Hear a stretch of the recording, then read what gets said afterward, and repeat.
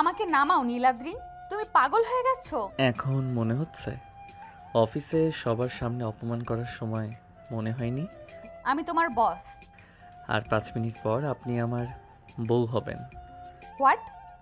চিৎকার করে লাভ নেই মিস তানজিমা রহমান।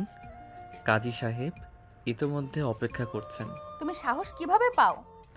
আপনি আমার ধৈর্য শেষ করে দিয়েছেন তাই। কাজী অফিসের ফাইলের মতো মোটা রেজিস্টার খুলে বসে আছেন, আর নীলাদ্রি এক হাতে তানজিমার কবজি ধরে বসে আছে। তানজিমার চোখ রাগে লাল, মনে হচ্ছে সুযোগ পেলেই ছেলেটাকে খুন করে ফেলবে। চারপাশে কয়েকজন সাক্ষী হতবাক হয়ে তাকিয়ে আছে। কেউ বিশ্বাসই করতে পারছে না দেশের অন্যতম বড় কর্পোরেট কোম্পানির কঠোর রাগী সিইও তানজিমা রহমানকে তারই কোম্পানির এমপ্লয় নীলাদ্রি প্রায় টেনে হিঁচড়ে বিয়ে করতে নিয়ে এসেছে। দাঁত চেপে তানজিমা বলল, শেষবারের মতো বলছি, আমাকে ছেড়ে দাও। শেষবারের মতো বলছি, ছাড়বো না। তুমি চাকরি হারাবে। আজকে চাকরি নয়, তোমাকেই নিতে এসেছি। তানজিমার চোখ বিস্ময়ে বড় হয়ে গেল। এই ছেলেটা সব সময় শান্ত ছিল। সে যতই রাগ দেখাক নীলাদ্রি চুপ থাকতো, কিন্তু আজ আজ তার চোখে অন্য কিছু, ভয়ঙ্কর কিছু। 3 ঘন্টা আগে Rahman group of industries top floor CEO cabin. Tanjima Rahman ডেস্কে বসে ফাইল দেখছিল। ঠিক তখন দরজা খুলে ভেতরে ঢুকলো নীলাদ্রি। ম্যাম, আপনি যে প্রজেক্ট রিপোর্ট চেয়েছিলেন সেটা রেডি। ফাইলটা টেবিলে রাখতেই তানজিমা ভ্রু কুঁচকে তাকালো। এত দেরি হলো কেন? ম্যাম, আপনি গতকাল রাতে নতুন কিছু ডাটা যুক্ত করতে বলেছিলেন, তাহলে? সেগুলো যাচাই করতে একটু সময় লেগেছে। তানজিমা বিরক্ত হয়ে ফাইল ছুঁড়ে দিল। এক্সকিউজ শুনতে ভালো লাগে না আমার। এখানে এক্সকিউজ দেওয়ার জন্য টাকা দিয়ে রাখিনি, তোমাকে কাজ করার জন্য রেখেছে। নীলাদ্রির চোয়াল শক্ত হলো, তবুও কিছু বলল না। এটাই তার স্বভাব, রাগ নিয়ন্ত্রণ করা। কিন্তু তানজিমা সেটাকেই দুর্বলতা ভাবত। দুপুরে বোর্ড মিটিং চলছিল, সব ডিরেক্টর উপস্থিত। প্রেজেন্টেশন দিচ্ছিল নীলাদ্রি। সব ঠিকঠাকই চলছিল। হঠাৎ তানজিমা চেয়ার থেকে উঠে দাঁড়ালো। স্টপ। রুম নিস্তব্ধ। এটা কি ধরনের প্রেজেন্টেশন? ম্যাম, আমি কি তোমাকে এই লেভেলের কাজের জন্য বেতন দেই? সবার সামনে কথাগুলো বলল সে। নীলাদ্রি মাথা নিচু করলো। যদি কাজ না পারো তাহলে রিজাইন করো। রুমের সবাই অস্বস্তিতে পড়ে গেল, কিন্তু এখানেই থামলো না তানজিমা। সে ঠান্ডা কণ্ঠে বলল, তাহলে তোমার কাছ থেকে এর বেশি আশা করাটাই আমার ভুল ছিল। আমি ভুলে গেছিলাম ছাগল দিয়ে হাল চাষ হয় না। এই কথাটাই ছিল শেষ আঘাত। নীলাদ্রির ধৈর্যের বাঁধ ভেঙে গেল। সে ধীরে ধীরে ল্যাপটপ বন্ধ করলো। তারপর সবার সামনে তানজিমার দিকে তাকালো। প্রথমবারের মতো তার চোখে আগুন দেখা গেল। আপনি নিশ্চিত ম্যাম? অবশ্যই। তাহলে আজকের পর আমার কোনো অভিযোগ শুনবেন না, হুম? কারণ এরপর যা হবে তার দায় আপনার। তানজিমা ঠোঁট বাঁকিয়ে হাসলো, কিন্তু সে জানতো না কয়েক ঘন্টা পর সেই কথার মূল্য তাকে দিতে হবে। বোর্ডরুম থেকে বেরিয়ে আসার পর নীলাদ্রি সোজা পার্কিং লটে চলে এলো। তার চোখে রাগ, অপমান আর দীর্ঘদিনের জমে থাকা ক্ষোভ। ঠিক তখনই তার কয়েকজন ঘনিষ্ঠ বন্ধু সেখানে এসে হাজির হলো। দোস্ত, তোর চেহারা এমন কেন? আজ সব শেষ। এতদিন চুপ ছিলাম, আর না। নীলাদ্রি গভীর শ্বাস নিল। আজ আমি তানজিমা রহমানকে আজ উচিত জবাব দিব। উনি আমাকে যতই অপমান করুন, আমি আর মুখ বুজে সহ্য করব না। আজ ওনাকে এমন শিক্ষা দিব যে উনি সারা জীবন আফসোস করবে আমার সাথে খারাপ আচরণ করার। বন্ধুরা একে অন্যের দিকে তাকালো। ভাই, রাগের মাথায় কোনো ঝামেলা করিস না। ঝামেলা না, আজ সিদ্ধান্ত হবে। এদিকে অফিসে নিজের কেবিনে বসেছিল তানজিমা। বাইরের দিকে কঠোর দেখালেও ভেতরে ভেতরে সে অদ্ভুত অস্বস্তি অনুভব করছিল। নীলাদ্রির শেষ কথাগুলো বারবার তার কানে বাজছিল। এরপর যা হবে তার দায় আপনার।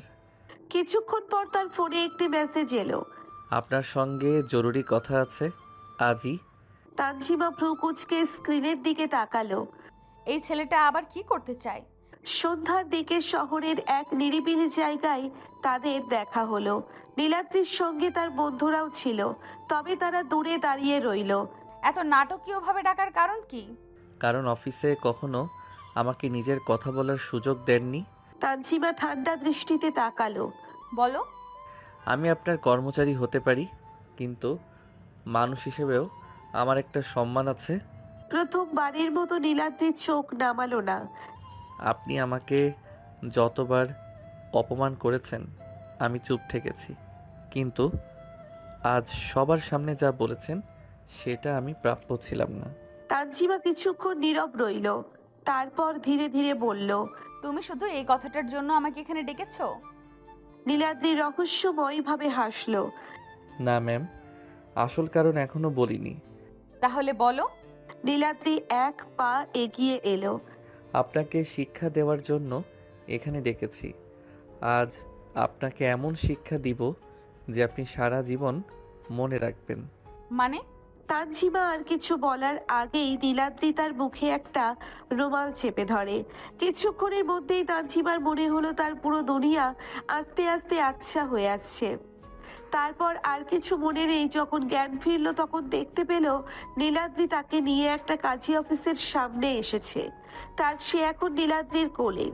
কাজীর কথাই অতীত থেকে বাস্তবে ফিরে আসে তানজিমা। সে এখন কাজীর সামনে বসে আছে, আর নীলাদ্রি তার দিকে এমন ভাবে তাকিয়ে আছে যেন পৃথিবীর কোনো শক্তিই তাকে থামাতে পারবে না। কাজী গলা খাকারি দিলেন। কোনে সাহেবা, কবুল বলবেন? তানজিমা নীলাদ্রির দিকে তাকালো। নীলাদ্রিও তাকিয়ে আছে। দুইজনের চোখে একই আগুন, একই জেদ, একই রাগ। তানজিমা চিৎকার করে বলল, না, আমি কবুল বলবো না। আমি ওই ছেলেকে বিয়ে করতে চাই না। ভালোই ভালোই কবুল বলুন, নয়তো আমার কাছে অন্য পদ্ধতিও আছে। বিয়ের আগেই নিজের ইজ্জত হারাতে না চাইলে কবুল বলে ফেলুন। এতদিন আমার ভালো রূপ দেখছেন, বেশি ভেজাল করলে খারাপ রূপ দেখাবো। তানজিমা বুঝতে পারল নীলাদ্রির সাথে চিৎকার চেঁচামেচি করলে সমস্যার সমাধান হবে না, উল্টে সমস্যা আরো বাড়বে। তাই সে নিজের রাগ কন্ট্রোল করে আস্তে আস্তে বলল, দেখো নীলাদ্রি, বিয়ে সারা জীবনের একটা সম্পর্ক। সেই সম্পর্ক এইভাবে তৈরি করা ঠিক না। তার উপর আমি তোমার 3 বছরের বড় একটা সিনিয়র মেয়েকে রাগের বশে কেন বিয়ে করতে যাব বলো তো? তানজিমা কথায় নীলাদ্রির মধ্যে কোনো পরিবর্তন দেখা গেল না। সে তানজিমার দিকে তাকিয়ে বলল, ফালতু জ্ঞান না দিয়ে যেটা বলছি সেটা করুন। তানজিমা আর কোনো তর্কে গেল না, কবুল বলে স্বামী হিসেবে গ্রহণ করে নিল নীলাদ্রিকে। বিয়ের কাজ শেষ হওয়ার মাত্রই তানজিমা দাঁড়িয়ে নীলাদ্রির দিকে তাকিয়ে বলল, আমাকে জোর করে বিয়ে করে কি মনে করেছিস তুই জিতে গেছিস? তাহলে শুনে রাখ, আজ আমি তানজিমা রহমান এখানে দাঁড়িয়ে দাঁড়িয়ে কথা দিচ্ছি, আজকের পরবর্তী জীবন তোর জন্য আমি জাহান্নাম বানিয়ে দেব। আমাকে জোর করে বিয়ে করার ফল তুই হারে হারে টের পাবি। কাজী অফিস থেকে বের হওয়ার পর এক মুহূর্তও দাঁড়ালো না তানজিমা। চোখে আগুন, মুখে কঠিন অভিব্যক্তি। পার্কিং লটে গিয়ে নিজের গাড়ির দরজা খুলে উঠে বসলো সে, যেটা নীলাদ্রি তাকে কিডন্যাপ করে আনার সময় নিয়ে এসেছে। পেছন থেকে নীলাদ্রি ডাকলো, তানজিমা দাঁড়াও। আমার নাম ধরে ডাকতে হবে না, আর আমার পিছু নেওয়ারও দরকার নেই। কথা শেষ করেই গাড়ি স্টার্ট দিল সে। কয়েক সেকেন্ডের মধ্যেই গাড়িটা রাস্তা ধরে অদৃশ্য হয়ে গেল। রাত প্রায় 9:30। রহমান ভিলার বিশাল গেট খুলতেই গাড়িটা ভেতরে ঢুকলো। গাড়ির কর্মচারীরা অবাক হয়ে তাকিয়ে রইল। তানজিমার মুখ দেখে কেউ কিছু জিজ্ঞেস করার সাহস পেল না। তানজিমার বাবা অনেক আগেই মারা গেছেন। এখন এই বিশাল বাড়িতে তার মা সাবিহা রহমান আর ছোট ভাই তানভীর থাকে। বাড়ির ভেতরে ঢুকতেই সাবিহা রহমান মেয়ের মুখ দেখে চমকে উঠলেন। তানজিমা, কি হয়েছে তোমার? তোমার এত অস্থির লাগছে কেন? তানজিমা কোনো উত্তর দিল না, সোজা ড্রয়িং রুমের সোফায় বসে পড়ল। ঠিক তখনই তানভীর সিঁড়ি দিয়ে নিচে নামতে নামতে বলল, আপু, আজ এত দেরি হলো কেন? বাকিটা তার মুখেই আটকে গেল, কারণ তানজিমার চোখ দুটো অস্বাভাবিক রকম লাল। আপু, সব ঠিক আছে তো? কয়েক সেকেন্ড নীরব থাকার পর তানজিমা ধীরে ধীরে নিজের ব্যাগ থেকে একটি কাগজ বের করলো, তারপর টেবিলের উপর ছুঁড়ে দিল। এটা কি? সাবিহা রহমান কাগজটা হাতে নিয়ে পড়তে শুরু করলেন। কয়েক মুহূর্তের মধ্যেই তার মুখের রং বদলে গেল। এটা এটা কি বিয়ের কাবিননামা? তানভীরও বিস্ময়ে তাকিয়ে রইল। আপু, তুমি বিয়ে করেছো? তানজিমা তিক্ত হাসলো। করিনি, জোর করে তুলে নিয়ে করানো হয়েছে। পুরো ঘর নিস্তব্ধ হয়ে গেল। কিছুক্ষণ পর তানজিমা সব ঘটনা খুলে বলল। যত বলছিল ততই তানভীরের মুখ কঠিন হয়ে উঠছিল। ওর এত বড় সাহস! শান্ত হও তানভীর, রাগ করে সিদ্ধান্ত নিলে ভুল হবে। মা, আপুকে জোর করে বিয়ে করেছে, আমি চুপ থাকবো? তানজিমা এবার মাথা তুলে ভাইয়ের দিকে তাকালো। না, তুমি কিছু করবে না। কিন্তু আমি নিজেই ওর সঙ্গে হিসাব মেটাবো। তার কণ্ঠ ছিল ভয়ঙ্কর শান্ত। যারা তানজিমাকে ভালোভাবে চিনত তারা জানতো সে যখন চিৎকার করে তখন যতটা না বিপজ্জনক, তার চেয়ে অনেক বেশি বিপজ্জনক হয় যখন সে শান্ত থাকে। পরের দিন সকাল, রহমান ভিলার ড্রয়িং রুমে অস্বাভাবিক নীরবতা। আগের রাতের ঘটনার পর বাড়ির কারো ঠিক মতো ঘুম হয়নি। তানজিমা সোফায় বসে আছে, চোখে ক্লান্তি কিন্তু মুখে কঠোরতা। ঠিক তখনই বাইরে গাড়ির শব্দ শোনা গেল। দারোয়ান ভেতরে এসে বলল, ম্যাডাম, একজন ভদ্রলোক এসেছেন, নাম বলছে নীলাদ্রি। ঘরের পরিবেশ মুহূর্তেই বদলে গেল। তানভীর দাঁড়িয়ে পড়ল। ওর সাহস তো কম না। কয়েক সেকেন্ড পর নীলাদ্রি ড্রয়িং রুমে প্রবেশ করলো। তার চোখে ক্লান্তি কিন্তু মুখে দৃঢ়তা। আমি তানজিমার সঙ্গে কথা বলতে এসেছি। তোর সঙ্গে কথা বলার কিছু নেই, এখনই বের হয়ে যা। আমি ঝগড়া করতে আসিনি। তানভীর এক পা এগিয়ে যেতেই সাবিহা রহমান কঠোর কণ্ঠে বললেন, তানভীর থামো। আমি কিন্তু ঝগড়া করতে প্রস্তুত আছি। মা, এই লোক আপুকে জোর করে না? আমি সব জানি, তবুও বাড়ির মধ্যে মারামারি হবে না। নীলাদ্রি এবার তানজিমার দিকে তাকালো। তানজিমা, আমি তোমাকে নিতে এসেছি। তানজিমা ঠান্ডা গলায় বলল, আমি কোথাও যাচ্ছি না। একবার আমার কথা শোনো। শোনার মতো কিছু নেই। তুমি আমার সিদ্ধান্ত নেওয়ার অধিকার কেড়ে নিয়েছো। নীলাদ্রি কয়েক মুহূর্ত নীরব থেকে তানজিমার দিকে তাকালো। তাহলে তুমি সত্যি আমার সঙ্গে যাবে না? না, অন্তত এখন না। ড্রয়িং রুমের পরিবেশ ক্রমেই উত্তপ্ত হয়ে উঠছিল। নীলাদ্রি দাঁত চেপে বলল, আমি খালি হাতে ফিরবো না। আজ তানজিমাকে আমার সঙ্গে যেতেই হবে। তানজিমা ঠান্ডা দৃষ্টিতে তাকালো। আমি আগেও বলেছি, এখনো বলছি, আমি কোথাও যাচ্ছি না। তোমার যাওয়া উচিত। সেটা আমার সিদ্ধান্ত। নীলাদ্রি কয়েক কদম এগিয়ে আসতেই তানভীর সামনে দাঁড়িয়ে গেল। আর এক পা এগুলে ভালো হবে না। সরে দাঁড়াও। না। দুজনের চোখে চোখ পড়তেই পরিস্থিতি বিপজ্জনক হয়ে উঠল। সাবিহা রহমান কঠোর কণ্ঠে বললেন, দুজনেই থামো। কিন্তু কেউ কারো কথা শুনছিল না। তানজিমা আমার স্ত্রী। তানজিমা সঙ্গে সঙ্গে জবাব দিল, স্ত্রী মানে সম্পত্তি না। আমার ইচ্ছার বিরুদ্ধে আমাকে কোথাও নেওয়ার অধিকার তোমার নেই। কথাগুলো যেন সরাসরি নীলাদ্রির বুকে আঘাত করলো। তানভীর বলল, শুনেছিস? এবার দরজার দিকে হাঁট। নীলাদ্রি মুষ্টিবদ্ধ হাত খুলে ফেলল। রাগে তার মুখ শক্ত হয়ে আছে। সোজা আঙ্গুলে ঘি না উঠলে কিভাবে আঙ্গুল বাঁকাতে হয় তা নীলাদ্রির জানা আছে। নীলাদ্রি কোনো রকম কোনো কথা বলে তানজিমাকে এক ঝটকায় কাঁধে তুলে নেয়। কোনো কথা না বলে দরজার দিকে হাঁটা শুরু করে। তানজিলা চিল্লা চিল্লি করে। নীলাদ্রির পিঠে একের পর এক আঘাত করে তাতেও নীলাদ্রিকে থামানো যাচ্ছে না। সে নিজের লক্ষ্যে স্থির রয়েছে। অন্যদিকে তানভীর তার বোনকে বাঁচতে এবং নীলাদ্রিকে বাঁচাতে ছুটে আসতে চায়, কিন্তু সাবিহা তানভীরের হাত ধরে বলল, তানভীর, কোথাও যাবি না, চুপ করে দাঁড়িয়ে থাক। কিন্তু মা, ওই লোক আমার বোনকে তুলে নিয়ে যাচ্ছে। তোর বোন এখন ওই লোকের স্ত্রী, সেটা ভুলে যাস না। জোর করে বিয়ে করেছে। আমার মনে হয় না এটা প্রতিশোধ খেলা। এই ছেলের মনে অন্য কিছু আছে। আমি শিওর বলতে পারি এই ছেলে তোর বোনকে ভালোবাসে। এমনি বললে তোর ঘাড় তেরা বোন কিছুই শুনতো না, তাই একটা উসিলা দিয়ে তুলে নিয়ে বিয়ে করে ফেলেছে। আপু তো এই বিয়ে মন থেকে মেনে নেয়নি। ওর সাথে থাকলে আমার আপু কষ্ট পাবে। কিচ্ছু হবে না। আজ মন থেকে মেনে নিলেও একদিন তোর আপু ঠিক এই বিয়ে মন থেকে মেনে নেবে। অনেক সুখী হবে তোর বোন। একজন মায়ের মন কখনো মিথ্যা বলে না। অন্যদিকে গাড়ি ড্রাইভ করেছে নীলাদ্রি, আর তার পাশে বসে আছে তানজিমা। বসে আছে বললে ভুল হবে, সে এখনো নীলাদ্রিকে একের পর এক আঘাত করে যাচ্ছে। নীলাদ্রি অনেকক্ষণ সহ্য করার পর এবার একটা ধমক দিয়ে ওঠে। একবার বলছি না আমার সাথে ঘাটতারামি করতে না।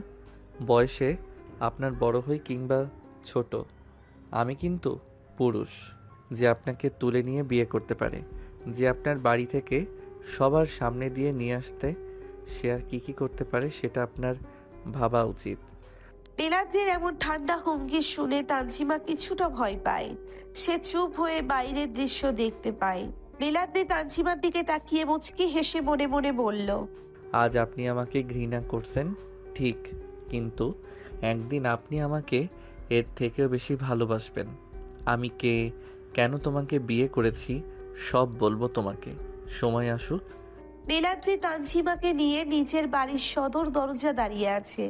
তানজিমা অদ্ভুতভাবে চুপ করে আছে। নীলাদ্রির মা নাজিয়া বেগম অবাক হয়ে তাকিয়ে আছে ছেলের দিকে।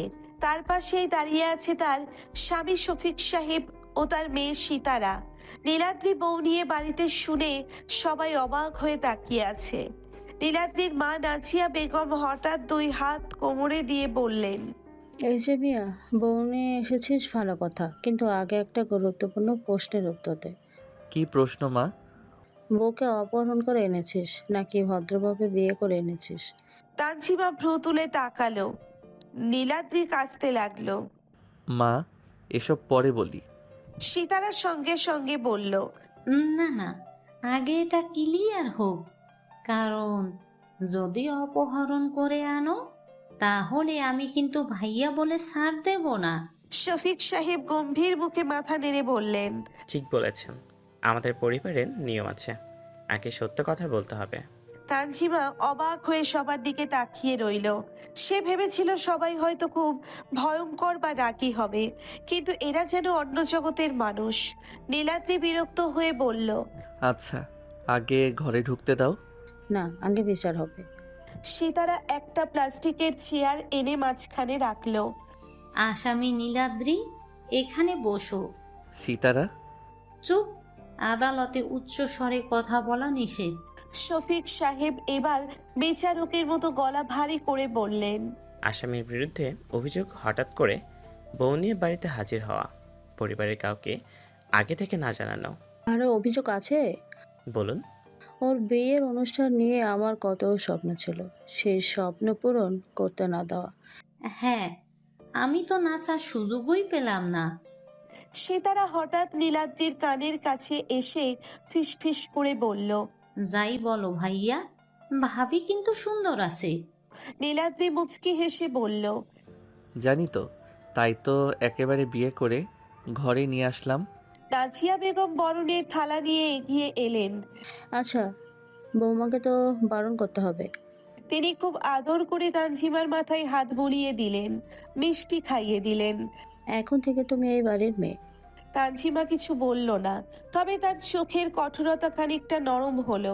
কিন্তু ঠিক তখনই শফিক সাহেব হাত তুলে বললেন, 1 মিনিট, বরণ তো হলো, কিন্তু নিয়ম ভাঙা যাবে না। আবার কোন নিয়ম? নতুন বউ আগে ঘরে ঢুকবে। তাহলে ঢুকুক। বউ ঢুকবে, তুই না। কি? সিতারা লাফিয়ে উঠল। সঠিক সিদ্ধান্ত। আজকে তুই বাইরে থাকবি? আমি বাইরে থাকবো কেন? আমাদের না জানিয়ে বিয়ে করার শাস্তি। 1 রাত বারান্দায়। না, বাগানে। হ্যাঁ, বাগানেই ভালো। নীলাদ্রি হতবাক হয়ে গেল। আমি তোমাদের ছেলে। আজ না, আজ তুই অপরাধী। সিতারা দৌড় দিয়ে একটা বালিশ আর একটা পুরনো কম্বল এনে নীলাদ্রির হাতে ধরিয়ে দিল। নাও ভাইয়া, রাতের ব্যবস্থা। তোমরা সিরিয়াস? 100 ভাগ। এবার তানজিমা আর নিজেকে সামলাতে পারল না, ফিক করে হেসে ফেলল। এক মুহূর্তের জন্য পুরো পরিবেশ থমকে গেল। তারপর সবাই একসাথে হেসে উঠল। নাজিয়া বললেন, দেখেছো, এতক্ষণই বৌমার মুখে হাসি এসেছে। শফিক সাহেব গর্বিত ভঙ্গিতে বললেন, আমাদের পরিবারের 5 মিনিট থাকলে মানুষ রাগ ধরে রাখতে পারে না। আর 1 সপ্তাহ থাকলে পাগল হয়ে যায়। ওইটা নিচের কথা বলছিস? হ্যাঁ। চারিদিকে হাসির রোল পড়ে গেল। তানজিমা না চাইতেও হাসছিল। বহু ঘন্টার রাগ, অপমান আর মানসিক চাপের মাঝেও এই অদ্ভুত পরিবার তার মুখে অনিচ্ছাকৃত হাসি এনে দিয়েছে। আর একটু দূরে দাঁড়িয়ে নীলাদ্রি চুপচাপ সেই হাসিটা দেখছিল। মনে মনে সে শুধু একটা কথাই বলল, রাগ করে থাকুন, ঘৃণা করুন, তবুও এই হাসিটা কখনো হারিয়ে যেতে দেব না। বিয়ের 1 সপ্তাহ পর রহমান গ্রুপ অফ ইন্ডাস্ট্রিজের ভয়ঙ্কর সিইও তানজিমা রহমান এখন নীলাদ্রিদের বাড়ির ডাইনিং টেবিলে বসে বসে সকালের নাস্তা করছে। প্রথম দিন সে ভেবেছিল এই বাড়ির মানুষগুলো হয়তো অভিনয় করছে, কিন্তু কয়েকদিন কাটানোর পর বুঝলো এরা সত্যিই এমন। নাজিয়া বেগম সকালে জোর করে নাস্তা খাওয়ান, শফিক সাহেব প্রতিদিন নতুন নতুন জোকস বলেন, আর সীতারা তো সুযোগ পেলেই তাকে নিয়ে ঘুরতে বের হতে চায়। তাই ধীরে ধীরে তানজিমার মনও একটু নরম হতে শুরু করেছে। বোবা, আর একটা পরোটা নাও। না আম্মু, আর পারবো না। এত কম খেলে চলবে? আম্মু শব্দটা শুনে নাজিয়া বেগমের মুখে বিশাল হাসি ফুটে উঠল। শুনেছেন, বৌমা আমাকে আম্মু বলেছে। এটা উদযাপন করা উচিত। কেক কাটবো? একটা শব্দের জন্য কেক কাটবে? আমাদের পরিবারে এর চেয়েও ছোট কারণে কেক কাটা হয়েছে। তানজিমা হেসে ফেলল। ঠিক তখনই নীলাদ্রি সিঁড়ি দিয়ে নিচে নামলো। কি হচ্ছে এখানে? তোমার বিরুদ্ধে ষড়যন্ত্র। ও আচ্ছা, তাহলে সব ঠিক আছে। তানজিমা চোখ কুঁচকে তাকালো। তোমাকে দেখলেই আমার সকালটা খারাপ হয়ে যায়। ধন্যবাদ, আমার দিনটা ভালো হয়ে গেল। আমি অপমান করলাম। আমি প্রশংসা হিসাবে নিলাম। ডাইনিং টেবিলের বসা সবাই হেসে উঠল। 1 ঘন্টা পর অফিস। যেই না নীলাদ্রি নিজের ডেস্কে বসেছে, সঙ্গে সঙ্গে ইন্টারকম বেজে উঠল। স্যার, ম্যাম আপনাকে কেবিনে ডাকছেন। দিনের শুরুতেই ম্যাম বলেছেন এখনই। নীলাদ্রি দীর্ঘশ্বাস ফেলে সিইও কেবিনের দিকে হাঁটলো। দরজা খুলতেই দেখলো তানজিমা ফাইল হাতে বসে আছে। বসুন। ধন্যবাদ ম্যাম। এই রিপোর্টে 4টা ভুল আছে। 4টা? হ্যাঁ। কোথায়? খুঁজে বের করা আপনার কাজ। ম্যাম, ভুল না থাকলে? তাহলে খুঁজতে খুঁজতে বের হবে। নীলাদ্রি অবিশ্বাসের দৃষ্টিতে তাকালো। আপনি প্রতিশোধ নিচ্ছেন? অফিসে আমি সিইও, আর বাসায়? সেখানে তোমার দুর্ভাগ্য। নীলাদ্রি মাথা নেড়ে বের হয়ে গেল। সেদিন সন্ধ্যায় নীলাদ্রিদের বাড়ি। তানজিমা নিজে ল্যাপটপে কাজ করছে। ঠিক তখনই ঘরের লাইট নিভে গেল। কি হলো? অন্ধকারের মধ্যে পরিচিত একটি হাসির শব্দ ভেসে এলো। লোডশেডিং? পুরো বাড়িতে? সীতারা বাইরে থেকে চিৎকার করে বলল। না ভাবি, শুধু তোমাদের রুমে। কি? লাইট জ্বলে উঠতেই দেখলো নীলাদ্রি সুইচ বোর্ডের পাশে দাঁড়িয়ে আছে। তুমি করেছো? প্রমাণ আছে? আমি তোমাকে। অফিসে যা খুশি করেন, বাসায় আমার পালা। যুদ্ধ চাও? সব সময়। ঠিক আছে। তানজিমার ঠোঁটে রহস্যময় হাসি ফুটে উঠল। পরের দিন সকাল, নীলাদ্রি অফিসে এসে নিজের চেয়ার টানতেই থমকে গেল। পুরো চেয়ারটা গোলাপি কালার হয়ে গিয়েছে। উপরে একটা কাগজ, সিইও স্পেশাল গিফট। তানজিমা? কেবিনের কাচের ভেতর থেকে তানজিমাকে হাসতে দেখা গেল। নীলাদ্রি বুঝে গেল বাড়িতে সে জ্বালায়, অফিসে তানজিমা সুদে আসলে হিসাব আদায় করে। আর এইভাবেই শুরু হলো তাদের নতুন যুদ্ধ। বাড়িতে নীলাদ্রি বনাম তানজিমা, অফিসের সিইও তানজিমা বনাম কর্মচারী নীলাদ্রি, আর মাঝখানে দাঁড়িয়ে নাজিয়া, শফিক আর সীতারা প্রতিদিন নতুন নতুন নাটক উপভোগ করতে লাগলেন। বিয়ের পর কেটে গেছে প্রায় 2.5 মাস। রহমান ভিলা আর নীলাদ্রিদের বাড়ির মধ্যে এখন প্রায়ই যাওয়া আসা হয়। বাইরে থেকে দেখলে মনে হবে তানজিমা আর নীলাদ্রির সম্পর্ক আগের চেয়ে অনেক স্বাভাবিক হয়েছে, কিন্তু বাস্তবতা, তারা এখনো সুযোগ পেলেই একে অপরকে জ্বালায়। একদিন সকালে অফিসে এসে নীলাদ্রি দেখলো তার ডেস্কের উপরে বিশাল একটা ব্যানার ঝুলছে। মাসের সবচেয়ে বিরক্তিকর কর্মচারী নিচে তার ছবিও লাগানো। পুরো অফিস হেসে গড়াগড়ি খাচ্ছে। নীলাদ্রি দাঁত চেপে বলল, ম্যাম, এটা আপনার কাজ। প্রমাণ আছে? আপনার হাসিটাই যথেষ্ট প্রমাণ। অফিসের সবাই মুখ চেপে হাসছে। নীলাদ্রি ব্যানারের দিকে তাকিয়ে মাথা নেড়ে দীর্ঘশ্বাস ফেলল। ঠিক আছে ম্যাম, যুদ্ধ যখন শুরু করেছেন শেষটাও দেখে নেবেন। শুনে ভয় পেয়ে গেলাম। দুপুরের দিকে পুরো অফিসে আর একটা ছোটখাটো বিস্ফোরণ ঘটলো। ম্যাম, সবাইকে কনফারেন্স রুমে ডাকা হয়েছে। কেন? নীলাদ্রি স্যার বাকি জরুরি ঘোষণা দেবেন। তানজিমা সন্দেহের চোখে তাকালো, তারপর সোজা কনফারেন্স রুমে চলে গেল। ভেতরে ঢুকতেই দেখলো বড় পর্দায় একটি স্লাইড শো চলছে। প্রথম স্লাইডে লেখা আমাদের সম্মানিত সিইও সম্পর্কে কিছু গুরুত্বপূর্ণ তথ্য। নীলাদ্রি, পুরো রুম হেসে উঠল। দ্বিতীয় স্লাইডে লেখা তথ্য নম্বর 1, ম্যাডাম রাগ না করলে মনে করেন দিনটা অসম্পূর্ণ গেছে। তৃতীয় স্লাইড, সারাদিন সবাইকে ধমকের উপর রাখে। চতুর্থ স্লাইড, তথ্য নম্বর 3, তিনি গোপনে চকলেট পছন্দ করেন কিন্তু স্বীকার করেন না। এবার সবাই অবাক হয়ে তানজিমার দিকে তাকালো। কে বলেছে আমি চকলেট পছন্দ করি? গত সপ্তাহে অফিসের ফ্রিজ থেকে 4টা চকলেট কে খেয়েছিল? তানজিমা সঙ্গে সঙ্গে চুপ করে গেল। পুরো রুম হো হো করে হেসে উঠল। ম্যাম, তাহলে খবরটা সত্যি? সবাই কাজে ফিরে যান। মিটিং শেষ হওয়ার পর তানজিমা নিজের কেবিনে ফিরে এলো। কয়েক মিনিট পর দরজায় নক পড়ল। ভেতরে আসো। নীলাদ্রি ঢুকতেই তানজিমা চেয়ার থেকে উঠে দাঁড়ালো। বেশ সাহস বেড়েছে দেখছি। আপনিও তো আমার ছবি দিয়ে ব্যানার বানিয়েছিলেন। হিসাব সমান হয়নি এখনো। আমারও তাই মনে হয়। দুজনেই কয়েক সেকেন্ড একে অপরের দিকে তাকিয়ে রইল। সেদিন সন্ধ্যায় বাসায় ফিরে তানজিমা নিজের ঘরে ঢুকে অবাক। তার ল্যাপটপের ওয়ালপেপারে বিশাল করে লেখা বিশ্বের সবচেয়ে ভয়ঙ্কর সিইও, তার নিচে একটা কার্টুন ছবি। তানজিমা চিৎকার করে উঠল। নীলাদ্রি, অন্য ঘর থেকে উত্তর এলো। জি ম্যাম। এইসব খুনসুটি দেখে সবচেয়ে বেশি মজা পেত সিতারা। তোমরা দুজন বাচ্চাদের থেকেও বেশি ঝগড়া করো। এটাকে বলে বৈবাহিক কূটনীতি। আমি বলি মান। তানজিমা ও নীলাদ্রি একসাথে বলল। নীলাদ্রি চুপ। পুরো বাড়ি হেসে উঠল। একদিন দুপুরে তানভীর আর সাবিহা রহমান বেড়াতে এলেন।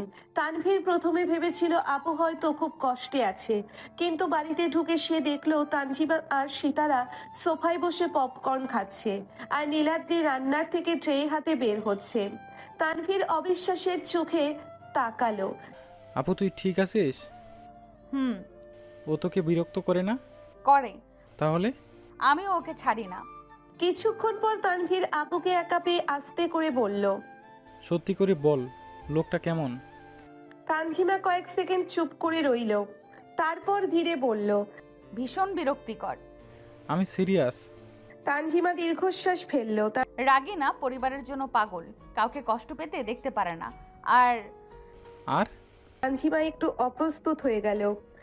আমার যত্নও নেয়। তানভীর অবাক হয়ে তাকিয়ে রইল, কারণ এই প্রথম সে নিজের আপুর মুখে নীলাদ্রির সম্পর্কে ভালো কথা শুনল। দূরে দাঁড়িয়ে সাবিহা রহমান সব শুনছিলেন। তার ঠোঁটে ছোট্ট হাসি ফুটে উঠল। সাবিহা মনে মনে বললেন, আমি জানতাম রাগের দেয়াল ভাঙতে সময় লাগে, কিন্তু মন যদি ভালো হয় একদিন না একদিন জায়গা করেই নেয়। সেদিন রাতে বারান্দায় দাঁড়িয়েছিল তানজিমা। নীলাদ্রি এসে পাশে দাঁড়ালো। কয়েক মুহূর্ত কেউ কথা বলল না। তারপর নীলাদ্রি শান্ত গলায় বলল, তুমি এখনো আমার উপর খুব রাগ করো, তাই না? তানজিমা আকাশের দিকে তাকিয়ে রইল। কিছুক্ষণ সহজে যায় না। নীলাদ্রি মাথা নিচু করলো। জানি। প্রথমবারের মতো তার চোখে কোনো জেদ ছিল না, শুধু অনুশোচনা। তবুও আমি চেষ্টা করব, যতদিন লাগে। অনেক হলো যুদ্ধ, এবার সব ভুলে একসাথে থাকা যায় না? নীলাদ্রির প্রশ্নের পর বারান্দায় কয়েক মুহূর্ত নীরবতা নেমে এলো। দূরে রাতের আকাশে অসংখ্য তারা জ্বলছে, হালকা বাতাস বইছে, কিন্তু দুজনের মনেই যেন অদ্ভুত একটা ভার। তানজিমা ধীরে ধীরে বলল, একসাথে থাকা শুধু একই ছাদের নিচে থাকা না নীলাদ্রি। জানি। না, তুমি জানো না। যদি জানতে তাহলে আমার সিদ্ধান্ত নেওয়ার অধিকার কেড়ে নিতে না। নীলাদ্রি মাথা নিচু করে রইল।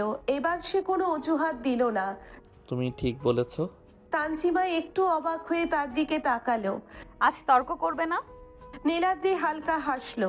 সব বিষয়ে তর্ক করা যায় না, কিছু কিছু বিষয়ে ভুল স্বীকার করতে হয়। তানজিমার ভ্রু কুঁচকে গেল। সে যেন এই উত্তর আশা করেনি। আমি তোমার কাছে একটা ক্ষমা চাইতে চাই। শুধু একটা? অনেকগুলো, কিন্তু শুরুটা অন্তত করি। নীলাদ্রি গভীর শ্বাস নিল।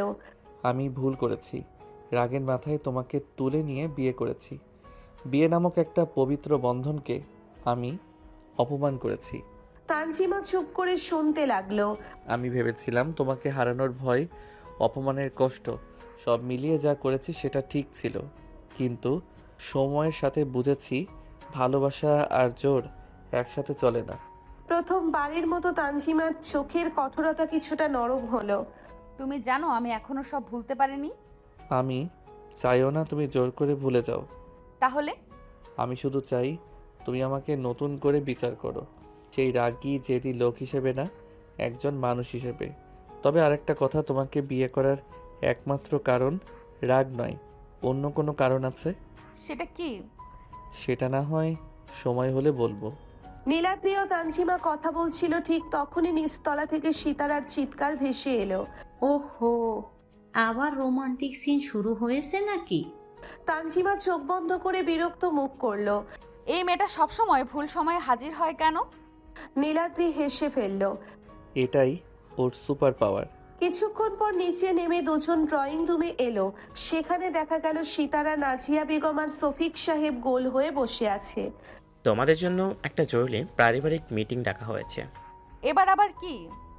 আগামী সপ্তাহে আব্বুর বিবাহ বার্ষিকী, আর আমরা একটা ছোট অনুষ্ঠান করব। ছোট মানে খুব ছোট, মাত্র 200 অতিথি। 200 অতিথি ছোট? আমাদের পরিবারের হিসেবে ছোট। সবাই হেসে উঠল। নাজিয়া বেগম এবার তানজিমার হাত ধরে বললেন, বৌমা, এবারের পুরো আয়োজনের দায়িত্ব তোমার আর নীলাদ্রের। আমার? শেষ, এবার তো আমি বাঁচলাম না। কেন?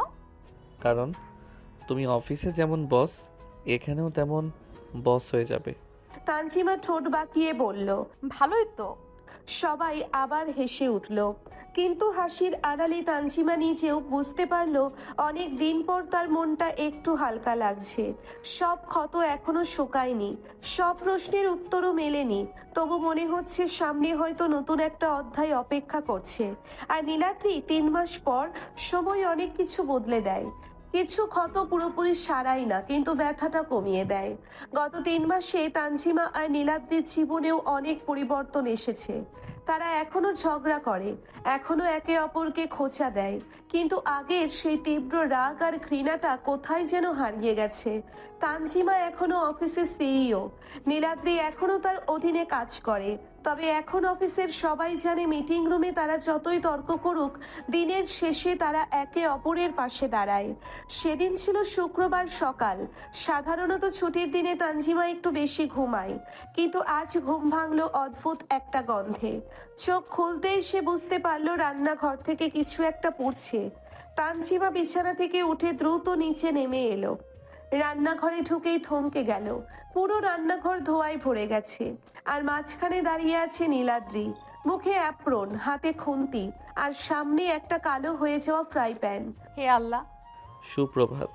তুমি কি করছো? নাস্তা বানাচ্ছি। নাস্তা? তানজিমা পোড়া জিনিসটার দিকে তাকালো। এটাকে নাস্তা বলছো? সীতারা পাশ থেকে বলল, ভাবি, এটা আগে অমলেট ছিল, আগে? এখন এটা প্রত্নতান্ত্রিক নির্দেশন। শফিক সাহেব হেসে ফেললেন। আর 5 মিনিট থাকলে জাদুঘরে পাঠানো যেত। নীলাদ্রির বিরক্ত হয়ে বলল, তোমরা কেউ সহযোগিতা করছো না? বাবা, আমরা সহযোগিতা করতে গিয়েছিলাম, তুমি কাউকে ঢুকতেই দাওনি। আজ হঠাৎ রান্না করার শখ হলো কেন? নীলাদ্রি একটু অপ্রস্তুত হয়ে গেল। তুমি গতকাল বলেছিলে অনেক দিন কেউ তোমার জন্য কিছু বানায়নি। তানজিমা কিছুক্ষণ চুপ করে রইল। সে সত্যিই গতকাল কথাটা বলেছিল, কিন্তু নীলাদ্রি সেটা মনে রেখেছে, এটা সে আশা করেনি। তানজিমা ধীরে বলল, তাই বলে পুরো রান্নাঘর উড়িয়ে দিতে হবে? ভালো কাজ করতে গেলে কিছু ত্যাগ স্বীকার করতেই হয়। রান্নাঘরটা সেই ত্যাগ। সকালের নাস্তা শেষ হওয়ার পর সবাই ড্রয়িং রুমে বসে গল্প করছিল। ঠিক তখনই তানজিমার ফোন বেজে ওঠে। স্ক্রিনে ভেসে উঠল director board. Tanjima phone receive করলো। কয়েক মিনিট কথা বলার পর তার মুখ গম্ভীর হয়ে গেল। ফোন রাখতেই নীলাদ্রি জিজ্ঞেস করলো, কি হয়েছে? সমস্যা হয়েছে। সবাই একসাথে তাকালো। আমাদের নতুন আন্তর্জাতিক প্রজেক্টে কিছু জটিলতা দেখা দিয়েছে। বড় সমস্যা? অনেক বড়। তানজিমার মুখ দেখে বোঝা যাচ্ছিল সে সত্যিই চিন্তিত। আগে হলে সে সবকিছু একা সামলানোর চেষ্টা করত, কিন্তু এবার নীলাদ্রি শান্ত গলায় বলল, আমি আছি। তানজিমা তার দিকে তাকালো। নীলাদ্রির চোখে কোনো বাড়াবাড়ি আত্মবিশ্বাস ছিল না, শুধু ভরসা ছিল।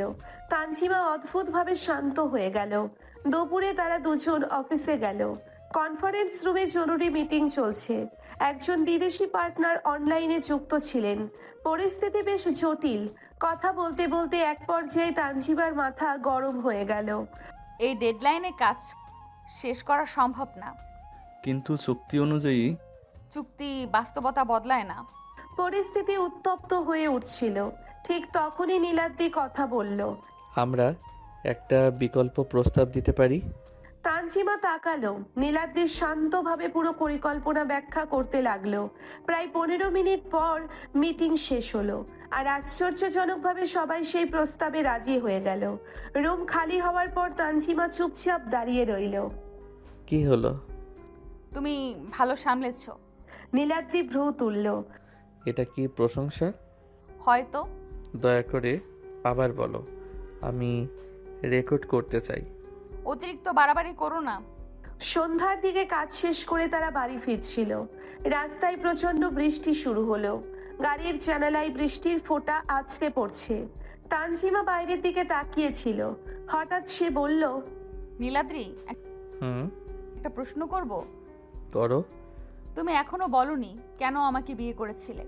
গাড়ির ভেতর হঠাৎ নীরবতা নেমে এলো। নীলাদ্রি কয়েক সেকেন্ড কিছু বলল না, তারপর ধীরে হাসলো। আজও বলবো না। অবিশ্বাস্য। আর একটু সময় লাগবে। 3 মাস তো হয়ে গেল। আমি 10 বছর অপেক্ষা করতে পারি। আমি পারবো না। তাহলে কৌতূহল নিয়ে থাকো। তানজিমা বিরক্ত মুখে জানালার দিকে তাকালো, কিন্তু ঠোঁটের কোণে ছোট্ট হাসি ফুটে উঠেছিল। রাতে সবাই ঘুমিয়ে যাওয়ার পর তানজিমা বারান্দায় এসে দাঁড়ালো। আকাশ পরিষ্কার, বৃষ্টির পর বাতাসটাও বেশ ঠান্ডা। কিছুক্ষণ পর নীলাদ্রিও এসে পাশে দাঁড়ালো। কেউ কথা বলল না, দুজনে সামনে তাকিয়ে রইল। অনেকক্ষণ পর তানজিমা ধীরে বলল, জানো, কি? আগে আমি ভাবতাম পৃথিবীতে কাউকে বিশ্বাস করা যায় না। নীলাদ্রি চুপ করে শুনল। সবাই শুধু নিজের কথা ভাবে। আর এখন? তানজিমা কিছুক্ষণ চুপ করে রইল, তারপর ধীরে বলল, এখন মনে হয় কিছু মানুষ ব্যতিক্রম হয়। নীলাদ্রির বুকের ভেতরটা কেমন যেন কেঁপে উঠল। এটা কি আমার জন্য বলা? নিজেকে এত গুরুত্বপূর্ণ ভেবো না। দেরি হয়ে গেছে। আমি নিজেকে অনেক আগেই গুরুত্বপূর্ণ ভাবা শুরু করেছি। তানজিমা হেসে ফেলল। কয়েক মুহূর্ত পর আবার নীরবতা। হঠাৎ নীলাদ্রি বলল, তানজিমা, হুম? যদি সময়টা ফিরিয়ে নেওয়া যেত। তানজিমা তার দিকে তাকালো। তাহলে আমি প্রথম দিনই তোমার কাছে ক্ষমা চাইতাম। তানজিমা কিছু বলল না। নীলাদ্রি আবার বলল, আর তোমাকে নিজের সিদ্ধান্ত নেওয়ার সুযোগ দিতাম। তানজিমার চোখে অদ্ভুত এক অনুভূতি ফুটে উঠল। রাগ নয়, অভিমানও নয়, কিছুটা নরম, কিছুটা গভীর। তানজিমা ধীরে বলল, সময় ফিরে আসে না নীলাদ্রি। নীলাদ্রি মাথা নাড়ল। জানি। তবে মানুষ বদলাতে পারে। নীলাদ্রি বিস্মিত হয়ে তার দিকে তাকালো। তানজিমা প্রথমবারের মতো সরাসরি তার চোখে চোখ রাখলো। আর তুমি বদলেছো। এই কয়েকটা শব্দ শুনে নীলাদ্রি যেন কিছুক্ষণ কথা হারিয়ে ফেলল। কারণ সে জানে এই কথাগুলো তানজিমার মুখ থেকে বের হওয়া সহজ ছিল না, খুবই কঠিন ছিল। দূরে কোথাও রাতের বাতাসে ঘন্টার শব্দ ভেসে এলো, আর বারান্দার নরম আলোয় দাঁড়িয়ে দুজন মানুষ প্রথমবারের মতো অনুভব করলো তাদের সম্পর্কটা হয়তো আর শুধু যুদ্ধ, খুনসুটি কিংবা অভিমানের মধ্যে সীমাবদ্ধ নেই। ধীরে ধীরে অজান্তেই একটা নতুন অনুভূতি জন্ম নিচ্ছে, আর সেই অনুভূতির নাম কি সেটা হয়তো দুজনেই জানে, কিন্তু এখনো কেউ মুখে স্বীকার করতে রাজি নয়। পরের দিন রাত, সারাদিনের ব্যস্ততা শেষে তানজিমা নিজের ঘরে আলমারি গোছাচ্ছিল। আলমারির ভেতরটা যেন ছোটখাটো একটা যুদ্ধক্ষেত্র। ফাইল, ডকুমেন্ট, পুরনো কাগজপত্র সবকিছু এলোমেলো হয়ে আছে। এই মানুষটা কি কখনো কিছু ঠিকঠাক জায়গায় রাখে? সে বিরক্ত মুখে একটা সেলফ গোছাতে লাগলো। হঠাৎ পেছনের দিকে হাত যেতেই আঙ্গুলে শক্ত কিছু লাগলো। কি লাগছে এটা? সে সামনে থাকা কয়েকটা ফাইল সরিয়ে দিল। পেছনে একটা পুরনো কালো ফাইল লুকিয়ে রাখা ছিল। ফাইলটার ওপর কোনো নাম লেখা নেই। তানজিমার কপাল কুঁচকে গেল। এটা আবার কি? কৌতূহল বশত সে ফাইলটা খুলল।